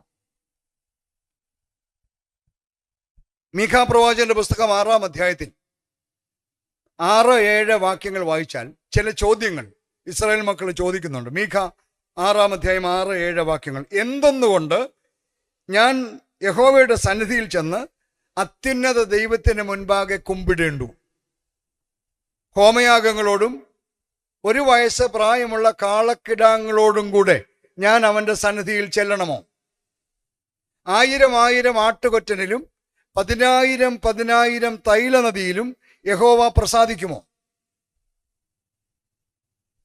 എൻ്റെ അതിക്രമത്തിന് വേണ്ടി ഞാൻ എൻ്റെ ആദ്യജാതിനെയും ഞാൻ ചെയ്ത പാപത്തിന് വേണ്ടി എൻ്റെ ഉദരഫലത്തെയും കൊടുക്കണമോ? ന്യായമായ ചോദ്യമാണ്, നമ്മുടെയും ചോദ്യമാണ്. എങ്ങനെ ദൈവത്തെ പ്രസാദിപ്പിക്കാം? കുറെ നേർച്ച കാഴ്ചകൾ നടത്തിയാൽ മതിയോ? കുറെ സംഭാവന കൊടുത്താൽ മതിയോ? കുറെ കുരിശുമൂട്ടി കുറച്ച് മെഴുകുതിരി കത്തിച്ചാൽ മതിയോ? കുറെ സ്തോത്ര കാഴ്ച ഇട്ടാൽ മതിയോ? ഈ കൺവെൻഷൻ അങ്ങ് സ്പോൺസർ ചെയ്താൽ മതിയോ? ഞാൻ ചെയ്തു പോയതിന് വേണ്ടിയെല്ലാം എൻ്റെ മോനെ അങ്ങ് സുവിശേഷകർക്ക് കൊടുത്താൽ മതിയോ? ഇത് അന്നത്തെ ആളുകൾ ചോദിക്കുന്നത്. നമുക്കിതുപോലെ ഒരുപാട് ചോദ്യങ്ങളില്ലേ? How can we please God? മീഖ ഒരു മറുപടി പറയുന്നത്, അതാണ് 8-ാമത്തെ വാക്യം. മനുഷ്യ, നല്ലത് എന്ത് എന്ന് അവൻ നിനക്ക് കാണിച്ചു തന്നിരിക്കുന്നു. ന്യായം പ്രവർത്തിപ്പാനും ദയാതൽപരനായിരിക്കാനും നിന്റെ ദൈവത്തിന് സന്നിധിയിൽ താഴ്മയോടെ നടപ്പാനുമല്ലാതെ എന്താകുന്നു യഹോവ നിന്നോട് ചോദിക്കുന്നത്? എങ്ങനെ ദൈവത്തെ പ്രസാദിപ്പിക്കാം? വളരെ കാര്യമായി നമ്മൾ ആലോചിക്കേണ്ട വിഷയമാണ്. പ്രിയപ്പെട്ടവരെ, ഞാൻ നിങ്ങൾക്ക് എങ്ങനെ ദൈവത്തെ പ്രസാദിപ്പിക്കാം എന്ന് ചിന്തിക്കുമ്പോൾ പുതിയ നിയമത്തിന് ഒരാളെ പരിചയപ്പെടുത്തുകയാണ്. കഴിഞ്ഞതിന് പഴയ നിയമത്തിൻ്റെ ആളെ പരിചയപ്പെടുത്തി, ഇതിന് പുതിയ നിയമത്തിൻ്റെ ആളെ പരിചയപ്പെടുത്താം. യോഹന്നാൻ ശ്ലീഹ എഴുതിയ 3-ാം ലേഖനം, 3 യോഹന്നാൻ, ഒരു അധ്യായമേ ഉള്ളൂ, ഒരു കുഞ്ഞ് അധ്യായ പകുതിയേ ഉള്ളൂ, ആ പേജിൻ്റെ പകുതിയേ ഉള്ളൂ. അതുകൊണ്ട് നമ്മൾ ആരും വായിക്കാറില്ല. ഗായോസിനോടാണ്, സഹോദരന്മാർ വന്ന് നീ സത്യത്തിൽ നടക്കുന്നു എന്ന് നിന്റെ സത്യത്തിന് സാക്ഷ്യം പറയുകയാൽ ഞാൻ അത്യന്തം സന്തോഷിച്ചു. ഗായോസിനെ കുറിച്ച് യോഹന്നാൻ ശ്ലീഹ പറയാണ്, ഗായോസ് സത്യത്തിൽ നടന്നവനാണ്. ഞാനത് ഇങ്ങനെയാണ് പറയാൻ ആഗ്രഹിക്കുന്നത്, സഞ്ചരിക്കുന്ന സത്യമായിരുന്നു ഗായോസ്. നമ്മളെ കണ്ടുകൊണ്ട് ആളുകൾ, നമ്മൾ നടന്നു പോകുന്നത് കണ്ടുകൊണ്ട് ആളുകൾ എന്തോ പറയും? പ്രിയപ്പെട്ടവരെ, നാം ഈ ജീവിക്കുന്ന ലോകത്തെക്കുറിച്ച് നിങ്ങൾക്കറിയാമല്ലോ. ഇന്നത്തെ കാലത്തെ അറിയപ്പെടുന്നത് സത്യാനന്തര ലോകമെന്നാണ്, പോസ്റ്റ് ട്രൂത്ത് വേൾഡ് എന്നാണ്. നുണകളാണ് മുഴുവൻ, എങ്ങോട്ട് തിരിഞ്ഞാലും നുണയാണ്. നുണകളിൽ അഭിരമിക്കുന്ന ലോകത്താണ് നമ്മൾ ജീവിക്കുന്നത്. സത്യം ഏതാണെന്നോ കള്ളം ഏതാണെന്നോ തിരിച്ചറിയാൻ വയ്യാത്ത കാലമാണ്. പ്രത്യേകിച്ച് ഈ ആർട്ടിഫിഷ്യൽ ഇൻ്റലിജൻസൂടെ വന്നതുകൊണ്ട് നമുക്കൊരു പിടിയും കിട്ടത്തില്ല, സത്യം ഏതാ കള്ളം ഏതാണ്. അതുകൊണ്ട് നമ്മളും മിടുക്കരാണ്. നമ്മൾ പറയുന്നത് സത്യമാണോ കള്ളമാണോ എന്ന് ഭൂമിയിൽ ആർക്കും പറയാൻ കഴിയാത്ത ഒരവസ്ഥയിലാണ്. ഞാനും എൻ്റെ ഭാര്യയും കൂടെ കഴിഞ്ഞ ദിവസം തിരുവല്ലയിലൊരു ഹോട്ടലിലിരിക്കുകയാണ്, ഭക്ഷണം കഴിക്കാനിരിക്കേണ്ട. 1:15 മണി കഴിഞ്ഞു, വിശന്നു, ഭക്ഷണം കിട്ടാൻ ഇച്ചിരി സമയമായി. അപ്പോൾ ഒരു വലിയ കാറയിൽ ഒരു 5-6 പേര് വന്നിറങ്ങി. വന്നപ്പോഴേ എനിക്ക് മനസ്സിലായി ഗൾഫിൽ നിന്ന് കണ്ട് അവധിക്ക്, നടപ്പ് കാണുമ്പോൾ അറിയാം നമുക്ക്, ഗൾഫിൽ നിന്ന് കണ്ട് അവധിക്ക് വന്നാണ്. ഇവരെല്ലാം കൂടെ ഹോട്ടലിൽ കഴിക്കാൻ കയറി വന്നു.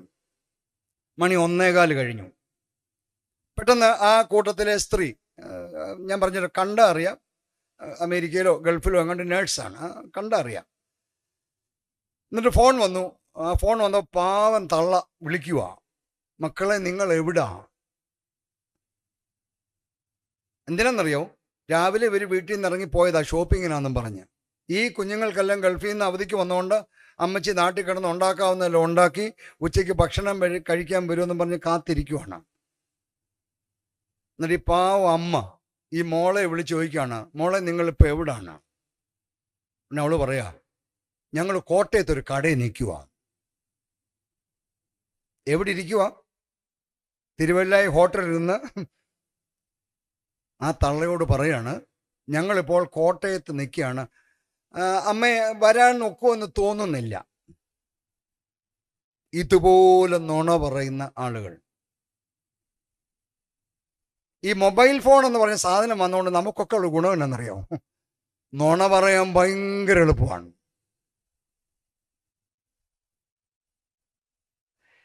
നമുക്കൊരു അബദ്ധവും പറ്റും ഇങ്ങനെയുള്ളപ്പോൾ. എന്താണെന്നറിയാമോ? ഈ മൊബൈൽ ഫോൺ ഉപയോഗിച്ച് ലാൻഡ് ഫോണിൽ കൂടെ നമ്മൾ സംസാരിക്കുമ്പോൾ അറിയാതെ പറഞ്ഞു ഞാൻ വന്നുകൊണ്ടിരിക്കുവാന്ന്. എവിടെ നിൽക്കുക? ഇങ്ങനെ അബദ്ധം പറ്റിയുള്ളതിന് ഞാൻ കണ്ടിട്ടുണ്ട്. എന്നെ കേൾക്കുന്ന പ്രിയപ്പെട്ടവരെ, നമ്മളിന്ന് നുണകളിലാണ് അഭിരമിക്കുന്നത്. ഈ മലയാള മനോരമയിൽ ശുഭദിനം എന്ന് പറഞ്ഞൊരു സാധനം വരുമല്ലോ, അറിയാമല്ലോ? ആ പേജിനകത്ത് ഇടയ്ക്ക് നല്ല കഥകൾ വരുന്ന എനിക്ക് വലിയ ഇഷ്ടമാണ്. ഞാൻ ഇടയ്ക്കിടയ്ക്ക് എനിക്ക് വായിക്കും. ഒരു ശുഭദിനം എങ്ങനെയാണ്? സത്യവും കള്ളവും കൂടി ഇങ്ങനെ വഴി വെച്ച് കണ്ടുമുട്ടി. അപ്പം കള്ളം സത്യത്തോട് പറഞ്ഞ് നമുക്ക് ഒരുമിച്ച് കുറച്ചു നേരം നടക്കാമെന്ന്. അപ്പോൾ അവർ രണ്ടുപേരും കൂടെ നടന്ന് വലിയൊരു കുളം കണ്ടു. ഉടനെ നുണ സത്യത്തോട് പറയാം നമുക്കൊന്ന് കുളിച്ചേച്ച് പോവാം. രണ്ടുപേരും കൂടെ വസ്ത്രം അഴിച്ചു വെച്ചേച്ച് കുളത്തിലിറങ്ങി കുളിച്ചു. കുളി തുടങ്ങുകയും കള്ളം ചാടി കയറി സത്യത്തിൻ്റെ ഉടുപ്പ് എടുത്തിട്ടുണ്ട്. ഒറ്റ പോക്കാണ്. അത് വായിച്ചപ്പോൾ മനസ്സിലായി, ഈ നിന്ന് പറയുന്ന ഞാൻ മുതൽ സത്യത്തിൻ്റെ വേഷം ഇട്ടുകൊണ്ട് നടക്കുകയാണ്. ഗായോസിനെ കുറിച്ച് വേദോസം പറയുന്നു, പ്രിയനെ നീ സത്യത്തിൽ നടക്കുന്നുവെന്ന സഹോദരന്മാർ വന്ന് സാക്ഷ്യം പറഞ്ഞതോർത്ത് ഞാൻ ദൈവത്തിന് നന്ദി പറയുന്നു. ഞാൻ വെല്ലുവിളിച്ചൊരു ചോദ്യം ചോദിക്കുകയാണ്. ഈ പന്തലിൻ കീഴിരിക്കുന്ന പ്രിയപ്പെട്ടവരെ, നിങ്ങളെക്കുറിച്ച് നിങ്ങളുടെ അയൽവാസികളിൽ അവൻ സത്യമുള്ളവനാണ്, അവൾ സത്യമുള്ളവളാണ് എന്ന് പറയുമോ?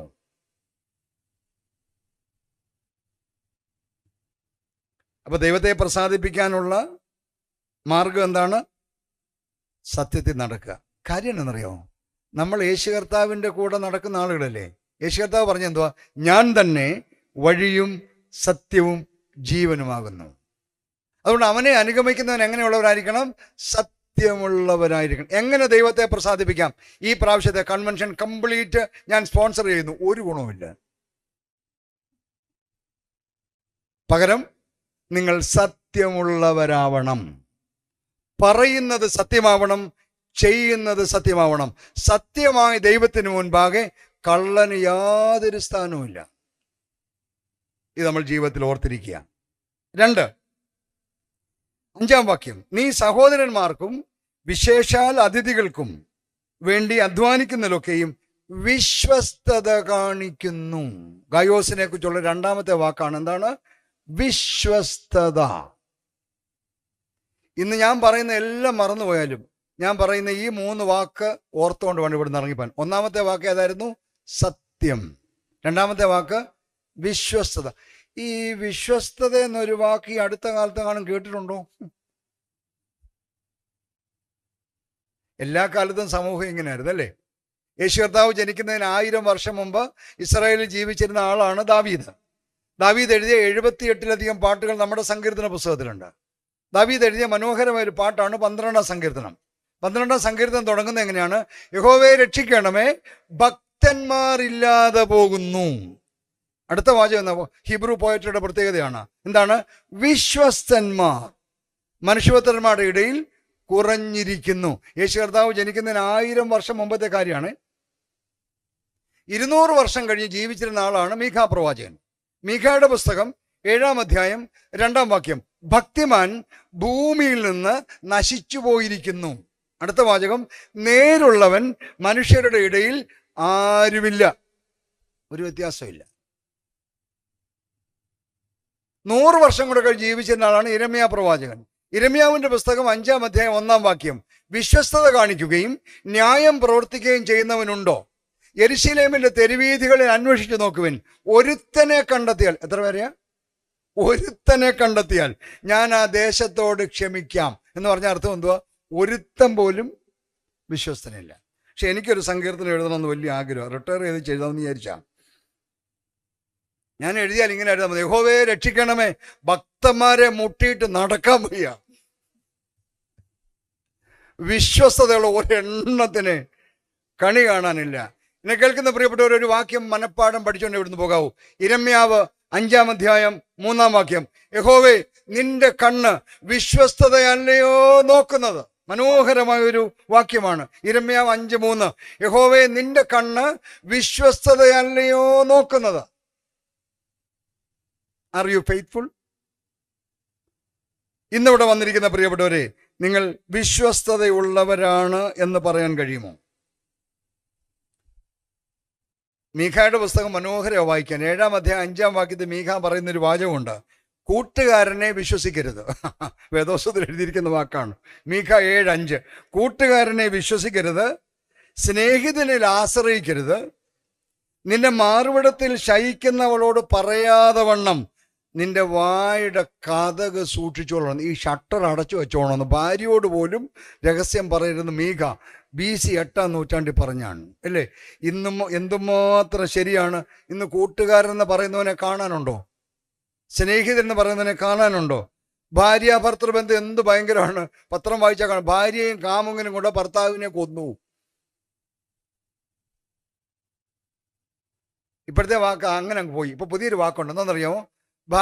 ഇന്നാരും ആൺ സുഹൃത്തും കൂടെ. ഇപ്പോഴത്തെ ഒരു വാക്കാ, എന്തോ ആൺ സുഹൃത്ത്.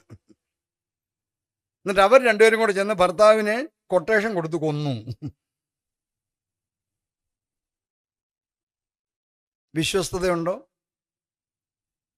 പ്രേമമാണ് എന്നും പറഞ്ഞ് കുറേ നാൾ നടന്നേച്ച് കാമുകന് ജ്യൂസ് കൊടുത്തു. ജ്യൂസിനകത്ത് വിഷം കലർത്തി കൊടുത്തു. എന്തോ ഒരു സ്നേഹം! ആരെയാ വിശ്വസിക്കണ്ടേ? സ്വന്തം ഭാര്യയെ വിഷപ്പാമ്പിനെ വിട്ട് കടിപ്പിച്ചു കൊന്നു. ആരെ വിശ്വസിക്കും? വിശ്വസ്തതയുണ്ടോ? ദൈവത്തെ പ്രസാദിപ്പിക്കാനുള്ള വഴി എന്തോ? ഞാൻ ഇന്ന് ഹല്ലേലൂയ പറയും, പാട്ട് പറയുമ്പോൾ ഞാൻ എഴുന്നേറ്റ് തുള്ളും, അല്ലേ? ഇപ്പോഴത്തെ പാട്ടൊക്കെ എങ്ങനെയാ? നമ്മളെ മൂപ്പിച്ചാ പാട്ട് പാടുന്നേ. ഇപ്പോൾ മിണ്ടാതിരിക്കാൻ കുത്തി ഇളക്കും. സഹോദരന്മാരെ കണ്ടില്ലേ? ഇങ്ങോട്ട് അവിടെ ഇരിപ്പുണ്ടല്ലേ? നമ്മളിപ്പോഴത്തെ ഒരു പാട്ടിൻ്റെ ശൈലിയാണ്. കാരണം നമ്മുടെ ഇരിപ്പ് കണ്ടാൽ തന്നെ അവർക്ക് പാടാൻ തോന്നത്തില്ല. അതുകൊണ്ടാണ് പറയുന്നത് എന്തുവാ, നീ എഴുന്നേറ്റ് നിന്ന് തലകുത്തി മറിഞ്ഞാലും വിശ്വസ്തതയില്ലെങ്കിൽ ദൈവത്തെ കാണാമെന്ന് വിചാരിക്കരുത്. എന്നോട് കർത്താവേ കർത്താവേ എന്ന് പറയുന്ന ഏവനുമല്ല, എൻ്റെ പിതാവിൻ്റെ ഇഷ്ടം ചെയ്യുന്നവനാണ് സ്വർഗരാജ്യത്തിന് അവകാശിയായിത്തീരുന്നത്. നിങ്ങൾ വിശ്വസ്തതയുള്ളവരാണോ? നമ്മുടെ നാട്, കേരളത്തെക്കുറിച്ച് ഇപ്പോൾ പറയാനൊക്കത്തില്ല, നാണക്കേടാണ്, അല്ലേ? പണ്ട് എന്തോ ഒരു കഷ്ടമാണ്. ദൈവം തമ്പുരാനെ അവരെ അടിച്ചുകൊണ്ട് പോകുന്ന കാലമാണ്. ഈ നാടിൻ്റെ പ്രത്യേകത, ആരെ വിശ്വസിക്കും? ഞാൻ എൻ്റെ ഒരു കഥയുണ്ട്, അത് ഈ ലോകം മുഴുവൻ പിള്ളേരുടെ ഭാഷ പറഞ്ഞാൽ വൈറലായ ഒരു കഥയാണ്. എൻ്റെ യൂട്യൂബിലുണ്ടത്. അത് ലക്ഷക്കണക്കിന് ആളുകൾ കണ്ട ഒരു കഥയാണ്. നിങ്ങളുടെ ഇരിപ്പ് കണ്ടപ്പോൾ നിങ്ങൾ കണ്ടിട്ടില്ലെന്ന് മനസ്സിലായി. അതുകൊണ്ട് നിങ്ങളോട് പറയാൻ എനിക്ക്, നമ്മുടെ നാട്ടിൽ ഇപ്പോൾ ഈ റോഡ് ടാർ ചെയ്യണമെങ്കിലും നമ്മുടെ നാട്ടിൽ നമ്മുടെ മന്ത്രിമാർ ഇംഗ്ലണ്ടിൽ പോവുക അത് പഠിക്കാൻ വേണ്ടി. അങ്ങനെയാണല്ലോ, മന്ത്രിമാർ പരിവാരങ്ങൾ അങ്ങ് പോവുക, ഏതാണ്ട് പഠിക്കാൻ പോവുക, കട്ടുമുടിച്ചങ്ങ് തിന്നുക. കാരണം ഈ നാട്ടിലൊന്നുമില്ല, എന്നാലും പരിവാരങ്ങളെല്ലാം കൂടെ പഠിക്കാൻ പോകും. എന്തിനാ? നാട് നന്നാക്കാൻ വേണ്ടി. അങ്ങനെ നമ്മുടെ നാട്ടിൽ നിന്ന് ഒരു മന്ത്രി ഇംഗ്ലണ്ടിൽ പോയി. ഇംഗ്ലണ്ടിൽ ചെന്നപ്പോൾ അവിടുത്തെ ഒരു മന്ത്രിയുടെ വീട് ഒരു പടുകൂറ്റൻ വീട്. ഈ കേരളത്തിൽ നിന്ന് പോയ മന്ത്രിക്ക് അത് കണ്ടപ്പോൾ പോലും വല്ലാത്ത അസ്വസ്ഥത. ഇതെങ്ങനെ ഒപ്പിച്ച് ഈ മന്ത്രി? രാത്രി ഭക്ഷണം കഴിഞ്ഞ് ടെറസിൻ്റെ മണ്ടയിൽ കയറി വർത്താനം പറഞ്ഞുകൊണ്ടിരിക്കുകയാണ്. അപ്പോൾ ഈ കേരളത്തിൽ നിന്ന് പോയ മന്ത്രി പതുക്കെ ചോദിച്ചു, ഇതെങ്ങനെ ഒപ്പിച്ചു ഈ ബംഗ്ലാവ്? ഉടനെ ഇംഗ്ലണ്ടിലെ മന്ത്രി പറഞ്ഞു, അത് അങ്ങ് അകലെ ഒരു നദി കണ്ടോ? കണ്ടു. അതിന് കുറുകെ ഒരു പാലം കണ്ടോ? കണ്ടു. ആ പാലത്തിൻ്റെ 10% ഈ ബംഗ്ലാവ് എന്ന് പറഞ്ഞു. ഇവിടുന്ന് പോയ പുള്ളിക്ക് ഭയങ്കരമായിട്ട് ഇഷ്ടപ്പെട്ടു. പുള്ളി ഇങ്ങ് തിരിച്ചു വന്നൊരു 10 വർഷം കഴിഞ്ഞപ്പോൾ ഇംഗ്ലണ്ടിലെ മന്ത്രി കേരളത്തിൽ വന്നപ്പോൾ അന്ന് വീട്ടിൽ വന്നവൻ്റെ വീട്ടിൽ പോയി താമസിക്കുന്ന അല്ലയോ മര്യാദ. അതുകൊണ്ട് അവൻ്റെ വീട് കാണാൻ ചെന്നു. വീടിന് മുന്നേ ചെന്നപ്പോഴേ അവിടുന്ന് വന്ന മന്ത്രിക്ക് മോഹാലസ്യം വന്നു. കാരണം ബക്കിംഗ്ഹാം പാലസിനേക്കാൾ ഒരു പടുകൂറ്റൻ പാലസ്. രാത്രി ഡിന്നർ കഴിഞ്ഞു, ടെറസിൻ്റെ മുകളിൽ കയറി. അവിടുന്ന് വന്ന മന്ത്രി ചോദിച്ചു, ഇതെങ്ങനെ ഒപ്പിച്ചു? ഉടനെ പുള്ളി പറഞ്ഞു, അങ്ങ് അകലെ ഒരു നദി കണ്ടോ? കണ്ടു. അതിന് കുറുകെ ഒരു പാലം കണ്ടോ? ഇല്ല. അവിടെ ഉണ്ടാവേണ്ടിയിരുന്ന പാലമാണ് ഇത് എന്ന് പറഞ്ഞു. ലോകത്തിലെല്ലായിടത്തും അഴിമതിയുണ്ട്. അടിച്ചു മാറ്റാവുന്നത്ര അടിച്ചു മാറ്റും. നമ്മുടെ നാട് പോലെ വേരോടെ വിഴുങ്ങുന്ന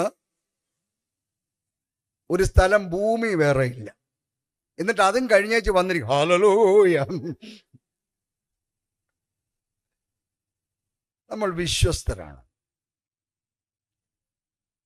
പ്രിയപ്പെട്ടവരെ, ദൈവത്തെ പ്രസാദിപ്പിക്കാനുള്ള വഴി എന്തുവാ? വിശ്വസ്തരായിരിക്കണം. മൂന്നാമത് ഈ മനുഷ്യനെ കുറിച്ച് യോഹന്നാൻ പറയാണ്, 6-ാം വാക്യം, അവർ സഭയുടെ മുൻപാകെ നിന്റെ സ്നേഹത്തിന് സാക്ഷ്യം പറഞ്ഞിരിക്കുന്നു. ഗായോസിനെ കുറിച്ച് ആ കുഞ്ഞു ലേഖനത്തിൽ 3 വാക്കുകളാണ്. നിന്റെ സ്നേഹത്തെക്കുറിച്ച് മറ്റുള്ളവര് സാക്ഷ്യം പറഞ്ഞിരിക്കുന്നു. സ്നേഹം എന്ന വാക്കിന് എന്തെങ്കിലും വിലയുണ്ടോ ഇന്നത്തെ കാലത്ത്? കർത്താവേ, പേപ്പർ വായിക്കാൻ വയ്യ, സങ്കടമാണ്. ടെലിവിഷൻ കാണാൻ വയ്യ, ദുഃഖമാണ്. നമ്മുടെയൊക്കെ പത്രത്തിൽ വരുന്ന വാർത്തകൾ ഇന്നലെ കണ്ടില്ലേ? ഒരു കുഞ്ഞിനെയൊക്കെ പ്രസവിച്ച കുഞ്ഞിനെ കടലിൽ എറിഞ്ഞ് കൊന്നേക്കുക. നമ്മളൊക്കെ പറഞ്ഞുകൊണ്ടിരുന്ന പാട്ടിലൊക്കെ പറഞ്ഞ പെറ്റ തള്ളയേക്കാൾ ഉറ്റ് സ്നേഹം. അങ്ങനെ പെറ്റ തള്ളയിൽ തള്ളയെ ഇപ്പൊ ഭൂമിയിലില്ല. പെറ്റതിനെ വലിച്ചെറിഞ്ഞ് കടലിൽ കളയുക. സ്വന്തം പ്രസവിച്ച കുഞ്ഞിന്റെ മേത്ത് ചട്ടകം പഠിപ്പിച്ചു വെക്കുക. ഇതിനെയൊക്കെ തള്ളയെന്ന് വിളിക്കാൻ നോക്കൂ. എവിടാ സ്നേഹം? ആർക്കാ സ്നേഹം? നമ്മുടെയൊക്കെ വീടുകളിൽ ഒരു കലണ്ടർ കാണും, ഒരു കുരിശിൻ്റെ കലണ്ടർ. അതിലൊരു തുണിയൊക്കെ ഇട്ടിട്ടുണ്ട്, ക്രൂശിത രൂപമൊന്നുമില്ല. പക്ഷെ അതിൻ്റെ താഴെ ഒരു വാചകം എഴുതിയിട്ടുണ്ട്, how much do you love me? കർത്താവിനോട് ഒരാൾ ചോദിക്കുകയാണ്, നീ എത്രത്തോളം നീ എന്നെ സ്നേഹിക്കുന്നു? മറുപടി ദിസ് മച്ച് എന്നാണ്, ഇത്രത്തോളം നിന്നെ സ്നേഹിക്കുന്നു. ആ കർത്താവ് ഒരൊറ്റ കൽപ്പനയെ നമുക്ക് തന്നിട്ടുള്ളൂ. യേശു കർത്താവ് ഒരൊറ്റ കൽപ്പനയെ നമുക്ക് തന്നിട്ടുള്ളൂ. ആ കൽപ്പന എന്താണ്? ഞാൻ നിങ്ങളെ സ്നേഹിച്ചതുപോലെ നിങ്ങളും തമ്മിൽ തമ്മിൽ സ്നേഹിക്കണം. അപ്പൊ സ്വർഗത്തിൽ പോണ എന്തോ വേണം? കർത്താവ് സ്നേഹിച്ചതുപോലെ നമ്മൾ സ്നേഹിക്കണം. നമുക്ക് സ്നേഹമുണ്ടോ ഇന്ന്? ആരോടെങ്കിലും സ്നേഹമുണ്ടോ? ഇപ്പം എല്ലാവർക്കും സംശയം ആരോടും സ്നേഹമുണ്ട്. അതുകൊണ്ട് ശാസ്ത്രജ്ഞന്മാരെല്ലാം കൂടെ ഒരു പഠനം നടത്താൻ തീരുമാനിച്ചു, മനുഷ്യന് സ്നേഹമുണ്ടോ എന്നറിയാൻ. അടുത്ത സമയത്ത് വായിച്ചതാണ്. അപ്പം അതുകൊണ്ട് അവരൊരു പരിപാടി ചെയ്തു. വലിയൊരു ഗ്ലാസ് ടംബ്ലർ എടുത്തു. ഇതിനകത്തൊരു അമ്മക്കുരങ്ങനെയും കുഞ്ഞു കുരങ്ങനെയും ഇട്ട് പരീക്ഷണം. എല്ലാ പരീക്ഷണവും അങ്ങനെയാണല്ലോ. മനുഷ്യന് സ്നേഹമുണ്ടോ എന്നറിയാനും പാവം കുരങ്ങിൻ്റെ മണ്ടയ്ക്കാണ് പരീക്ഷിച്ച് നോക്കുന്നത്. അങ്ങനെ അമ്മക്കുരങ്ങനെയും കുഞ്ഞു കുരങ്ങനെയും കൊണ്ടുവന്നു. ഈ ഗ്ലാസ് ടംബ്ലറെ മുഴുവൻ കമ്പ്യൂട്ടറൈസ്ഡ് സാധനങ്ങളൊക്കെ ഫിക്സ് ചെയ്തു. വലിയ മോണിറ്ററെ നോക്കിയിരിക്കുകയാണ് ശാസ്ത്രലോകം മുഴുവൻ. ചെറിയ വൈബ്രേഷൻ പോലും, ആ മൃഗങ്ങളുടെ ഉള്ളിലുണ്ടാവുന്ന ചെറിയ ചലനം പോലും അവർക്ക് ഈ മോണിറ്ററെ കാണാവുന്ന സംവിധാനങ്ങൾ ഒരുക്കി വെച്ചു. എന്നിട്ട് ഈ അമ്മക്കുരങ്ങനെയും കുഞ്ഞു കുരങ്ങനെയും ഈ ഗ്ലാസ് ടംബ്ലറിനകത്തിട്ടു. ആ ഗ്ലാസ് ടംബ്ലർ കാണാമല്ലോ അല്ലേ? കാണാം, ഗ്ലാസ് ആയതുകൊണ്ട് എല്ലാവർക്കും കാണാം. നോക്കിക്കോണേ. അപ്പോൾ അമ്മക്കുരങ്ങും കുഞ്ഞു കുരങ്ങും അവിടെ നിൽക്കുകയാണ്. അപ്പം ഇതിനകത്തോട്ട് വെള്ളം ഒഴിക്കാൻ തുടങ്ങി. വെള്ളം ഒഴിച്ചൊഴിച്ച് കുഞ്ഞു കുരങ്ങിൻ്റെ മൂക്കിൻ്റെ അടുത്ത് വന്നു. അപ്പം ശാസ്ത്രലോകം അത് നോക്കിയിരിക്കുകയാണ്, മോണിറ്ററെ നോക്കിയിരിക്കുകയാണ്. പെട്ടെന്നൊരു വൈബ്രേഷൻ കണ്ടു. അമ്മക്കുരങ്ങിൻ്റെ ഹൃദയം ഒന്ന് പടച്ചു. അമ്മക്കുരങ്ങ് കുനിഞ്ഞ് കുഞ്ഞിനെ എടുത്ത് എളി വെച്ചു. ശാസ്ത്രലോകത്തിന് സന്തോഷമായി. സ്നേഹമുണ്ട്, ഉറപ്പാണ്, സ്നേഹമുണ്ടെന്ന് മനസ്സിലായി. അവർ നോട്ട് ചെയ്ത് വെച്ചു, സ്നേഹമുണ്ട്. ഇപ്പൊ കുഞ്ഞ് എവിടെ ഇരിക്കുന്നത്? അമ്മക്കുരങ്ങിൻ്റെ എളിയിലിരിക്കുകയാണ്. വീണ്ടും വെള്ളം ഒഴിച്ചൊഴിച്ച് ഈ കുഞ്ഞു കുരങ്ങിൻ്റെ മൂക്കിൻ്റെ അടുത്ത് വന്നു. ശാസ്ത്രലോകം കൗതുകത്തോടെ നോക്കിയിരുന്നു. പെട്ടെന്ന് ഈ അമ്മക്കുരങ്ങ് കുഞ്ഞിനെ എടുത്ത് തോളെ വെച്ചു. വളരെ സന്തോഷമായി. ശാസ്ത്രജ്ഞന്മാർ കൈയടിച്ചു, എഴുതി വെച്ചു, സ്നേഹമുണ്ട്. ഇപ്പൊ കുഞ്ഞ് എവിടെ ഇരിക്കുന്നത്? നിങ്ങൾക്ക് കാണാമല്ലേ? കാണുന്നുണ്ടല്ലോ. അപ്പൊ അമ്മക്കുരങ്ങിൻ്റെ തോളയിലാണ് കുഞ്ഞിരിക്കുന്നത്. ഇപ്പൊ വീണ്ടും വെള്ളം ഒഴിച്ചൊഴിച്ച് ഇപ്പൊ അമ്മക്കുരങ്ങിൻ്റെ മൂക്കിൻ്റെ അടുത്ത് വന്നു. കാരണം കുഞ്ഞ് എവിടെ ഇരിക്കുന്നത്? കുഞ്ഞമ്മയുടെ തോള ഇരിക്കുകയാണ്. ശാസ്ത്രലോകം കൗതുകത്തോടെ നോക്കിയിരുന്നു. ഉടനെ അമ്മക്കുരങ്ങ് കുഞ്ഞിനെ എടുത്ത് താഴെ വെച്ച് അതിൻ്റെ മണ്ടയിൽ കയറി നിന്നു. അപ്പൊ ശാസ്ത്രലോകം എഴുതി, സ്നേഹമുണ്ട് അവനവന്റെ മൂക്ക് മുങ്ങുന്നത് വരെ. പരമാർത്ഥമല്ലേ? സ്നേഹമുണ്ട് അവനവന്റെ മൂക്ക് മുങ്ങുന്നത് വരെ. നിനക്ക് സ്വർഗത്തിൽ പോകാൻ നോക്കൂ? ഇല്ല, ഉറപ്പാണ്. നല്ല ഡ്രസ്സ് എടുത്ത് വെച്ചേക്കണേ. എന്തിനാന്നറിയോ? കാരണം അങ്ങോട്ടുള്ള പോക്ക് മിക്കവാറും വിസ അടിച്ച് കിട്ടുകയില്ല. അപ്പൊ അതുകൊണ്ട് അതിന് പകരം എന്താ വേണം? അപ്പൊ എങ്ങനെ ദൈവത്തെ പ്രസാദിപ്പിക്കാം? 3 വാക്കുകൾ പറഞ്ഞു. എന്തൊക്കെയാണ്? സത്യം, വിശ്വസ്തത, സ്നേഹം. ജീവിതത്തിൽ ഇതുണ്ടെങ്കിൽ ഹാനോക്കിനെ പോലെ ദൈവം തമ്പുരാൻ നമ്മളെയും എടുത്തുകൊണ്ട്. മൂന്നാമതൊരു കാര്യം പെട്ടെന്ന് പറഞ്ഞ അവസാനം. അടുത്തത് യൂദ എഴുതിയ ലേഖനം 14-15. അത് ഒരു അധ്യായമുള്ളൂ കേട്ടോ, ഒറ്റ അധ്യായമുള്ളൊരു ലേഖനമാണ് യൂദ എഴുതിയ ലേഖനം. 14-15 വാക്യങ്ങൾ. എന്നാൽ ഈ സേവ്യാ സംഘത്തിൻ്റെ മത്സരത്തിന് പോയി ബൈബിൾ റീഡിങ്ങിന് ഇത് എഴുതിയിട്ടു. യൂദ 14 മുതലുള്ള വാക്യങ്ങൾ. ആ സ്ത്രീ കയറി അങ്ങ് ചൂടാവുക. അധ്യായം എഴുതിയില്ലെന്ന് പറഞ്ഞ് അച്ഛൻ്റെ തലയിൽ കയറി അവർ. അച്ഛൻ പറഞ്ഞ അധ്യായം ഇല്ല, സമ്മതിക്കത്തില്ല. അവർ വായി വന്ന മുഴുവൻ പറഞ്ഞ ഞങ്ങൾക്ക് പോയി.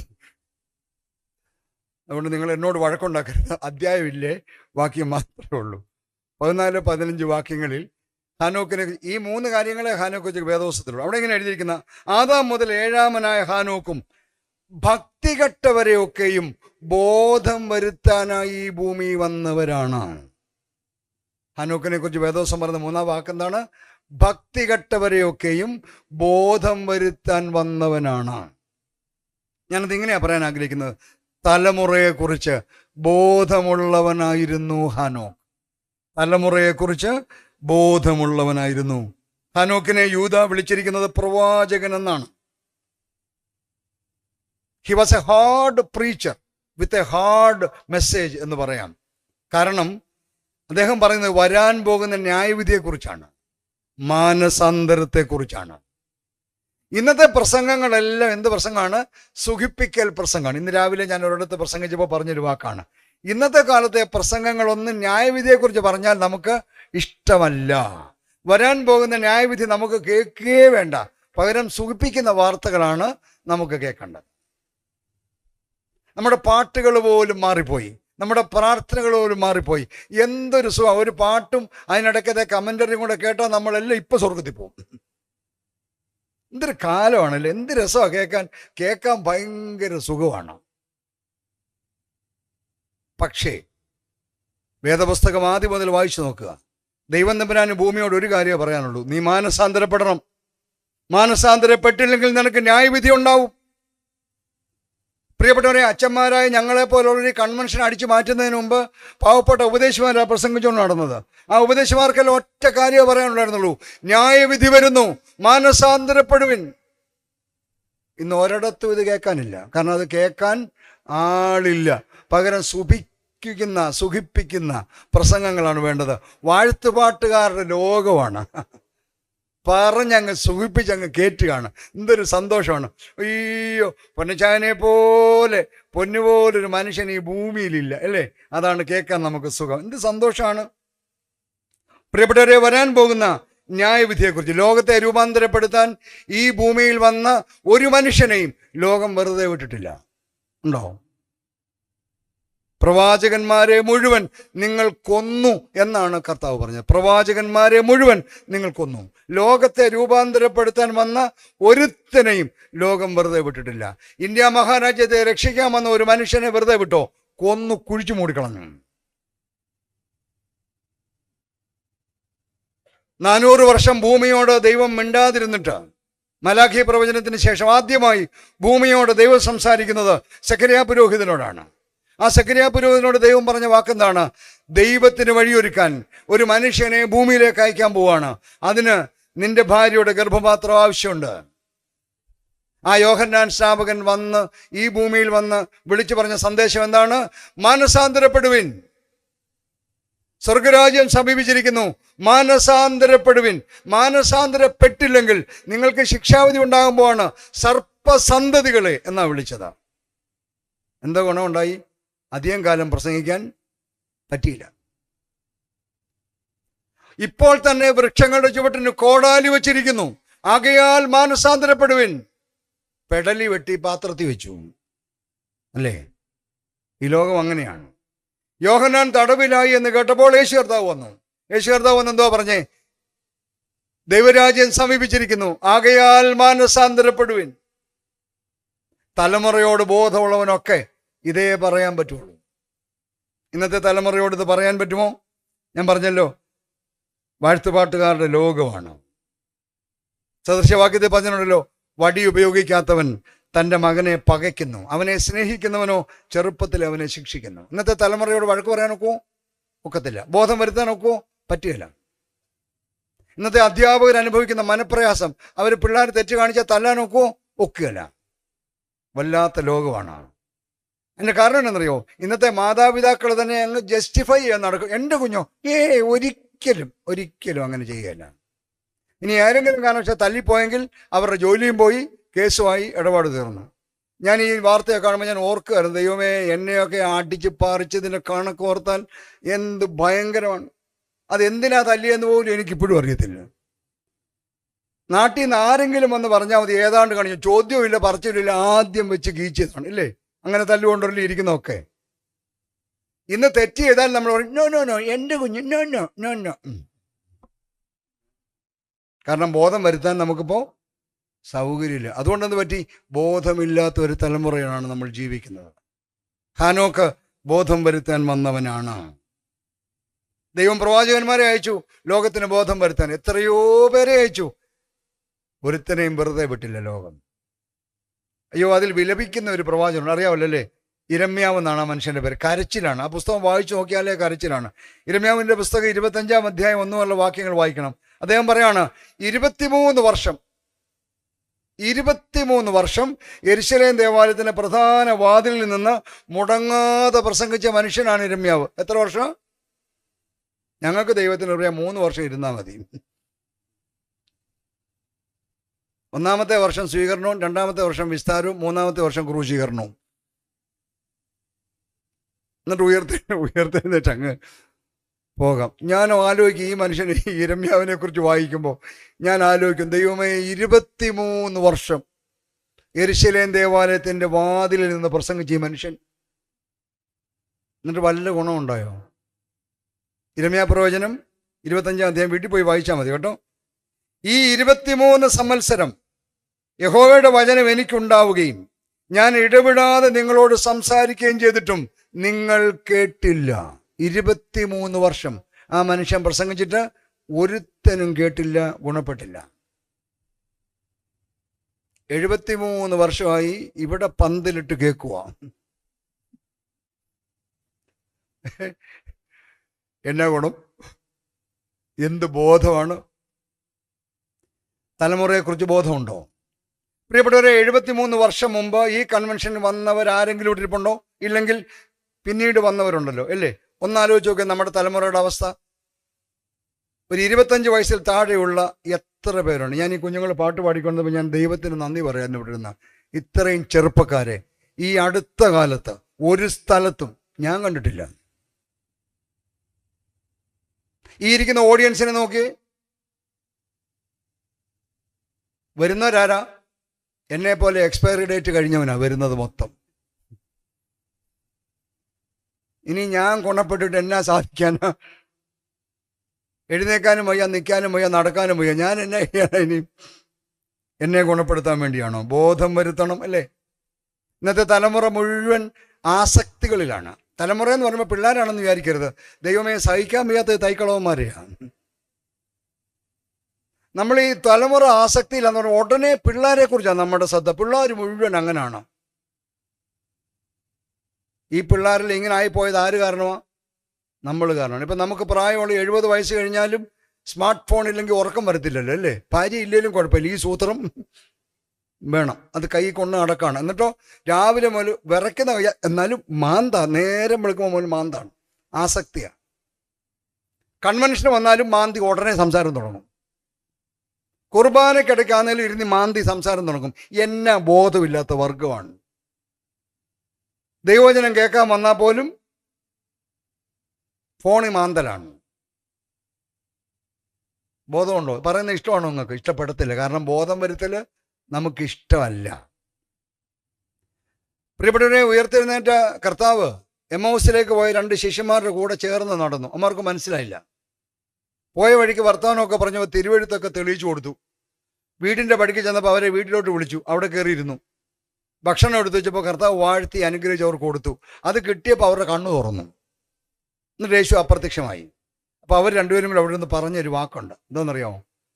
വഴിയിൽ അവൻ തിരുവെഴുത്തുകളെ തെളിയിച്ചു തന്നപ്പോൾ നമ്മുടെ ഉള്ളിൽ, നമ്മുടെ ഹൃദയം കത്തിക്കൊണ്ടിരുന്നില്ലയോ?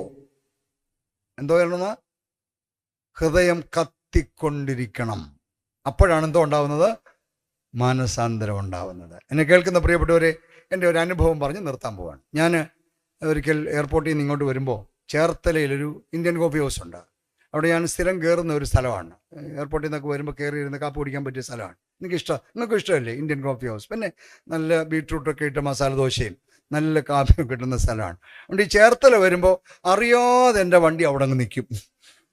ആ പുള്ളിക്ക് വരെ ഇഷ്ടമാണ്. അപ്പോൾ നല്ല ഗ്ലാസ് ഇട്ട ഒരു ഇന്ത്യൻ കോഫി ഹൗസാണ്. അപ്പോൾ അവിടോട്ട് ചെന്നു. ഞാൻ അങ്ങോട്ട് നടന്നില്ലേ, ഒരു കൊച്ചു ചെറുക്കൻ, എന്നുവെച്ചാൽ ഒരു 10-23 വയസ്സാണ് ഒരു ചെറുക്കൻ, റോഡിലോട്ട് ഫേസ് ചെയ്ത മേശയിൽ ഇങ്ങനെ ഇരിക്കുകയാണ്, ഇങ്ങനെ ഇരിപ്പുണ്ട്. ഞാൻ അങ്ങോട്ട് ചെന്ന് കയറി അവനൊരു ചിരി.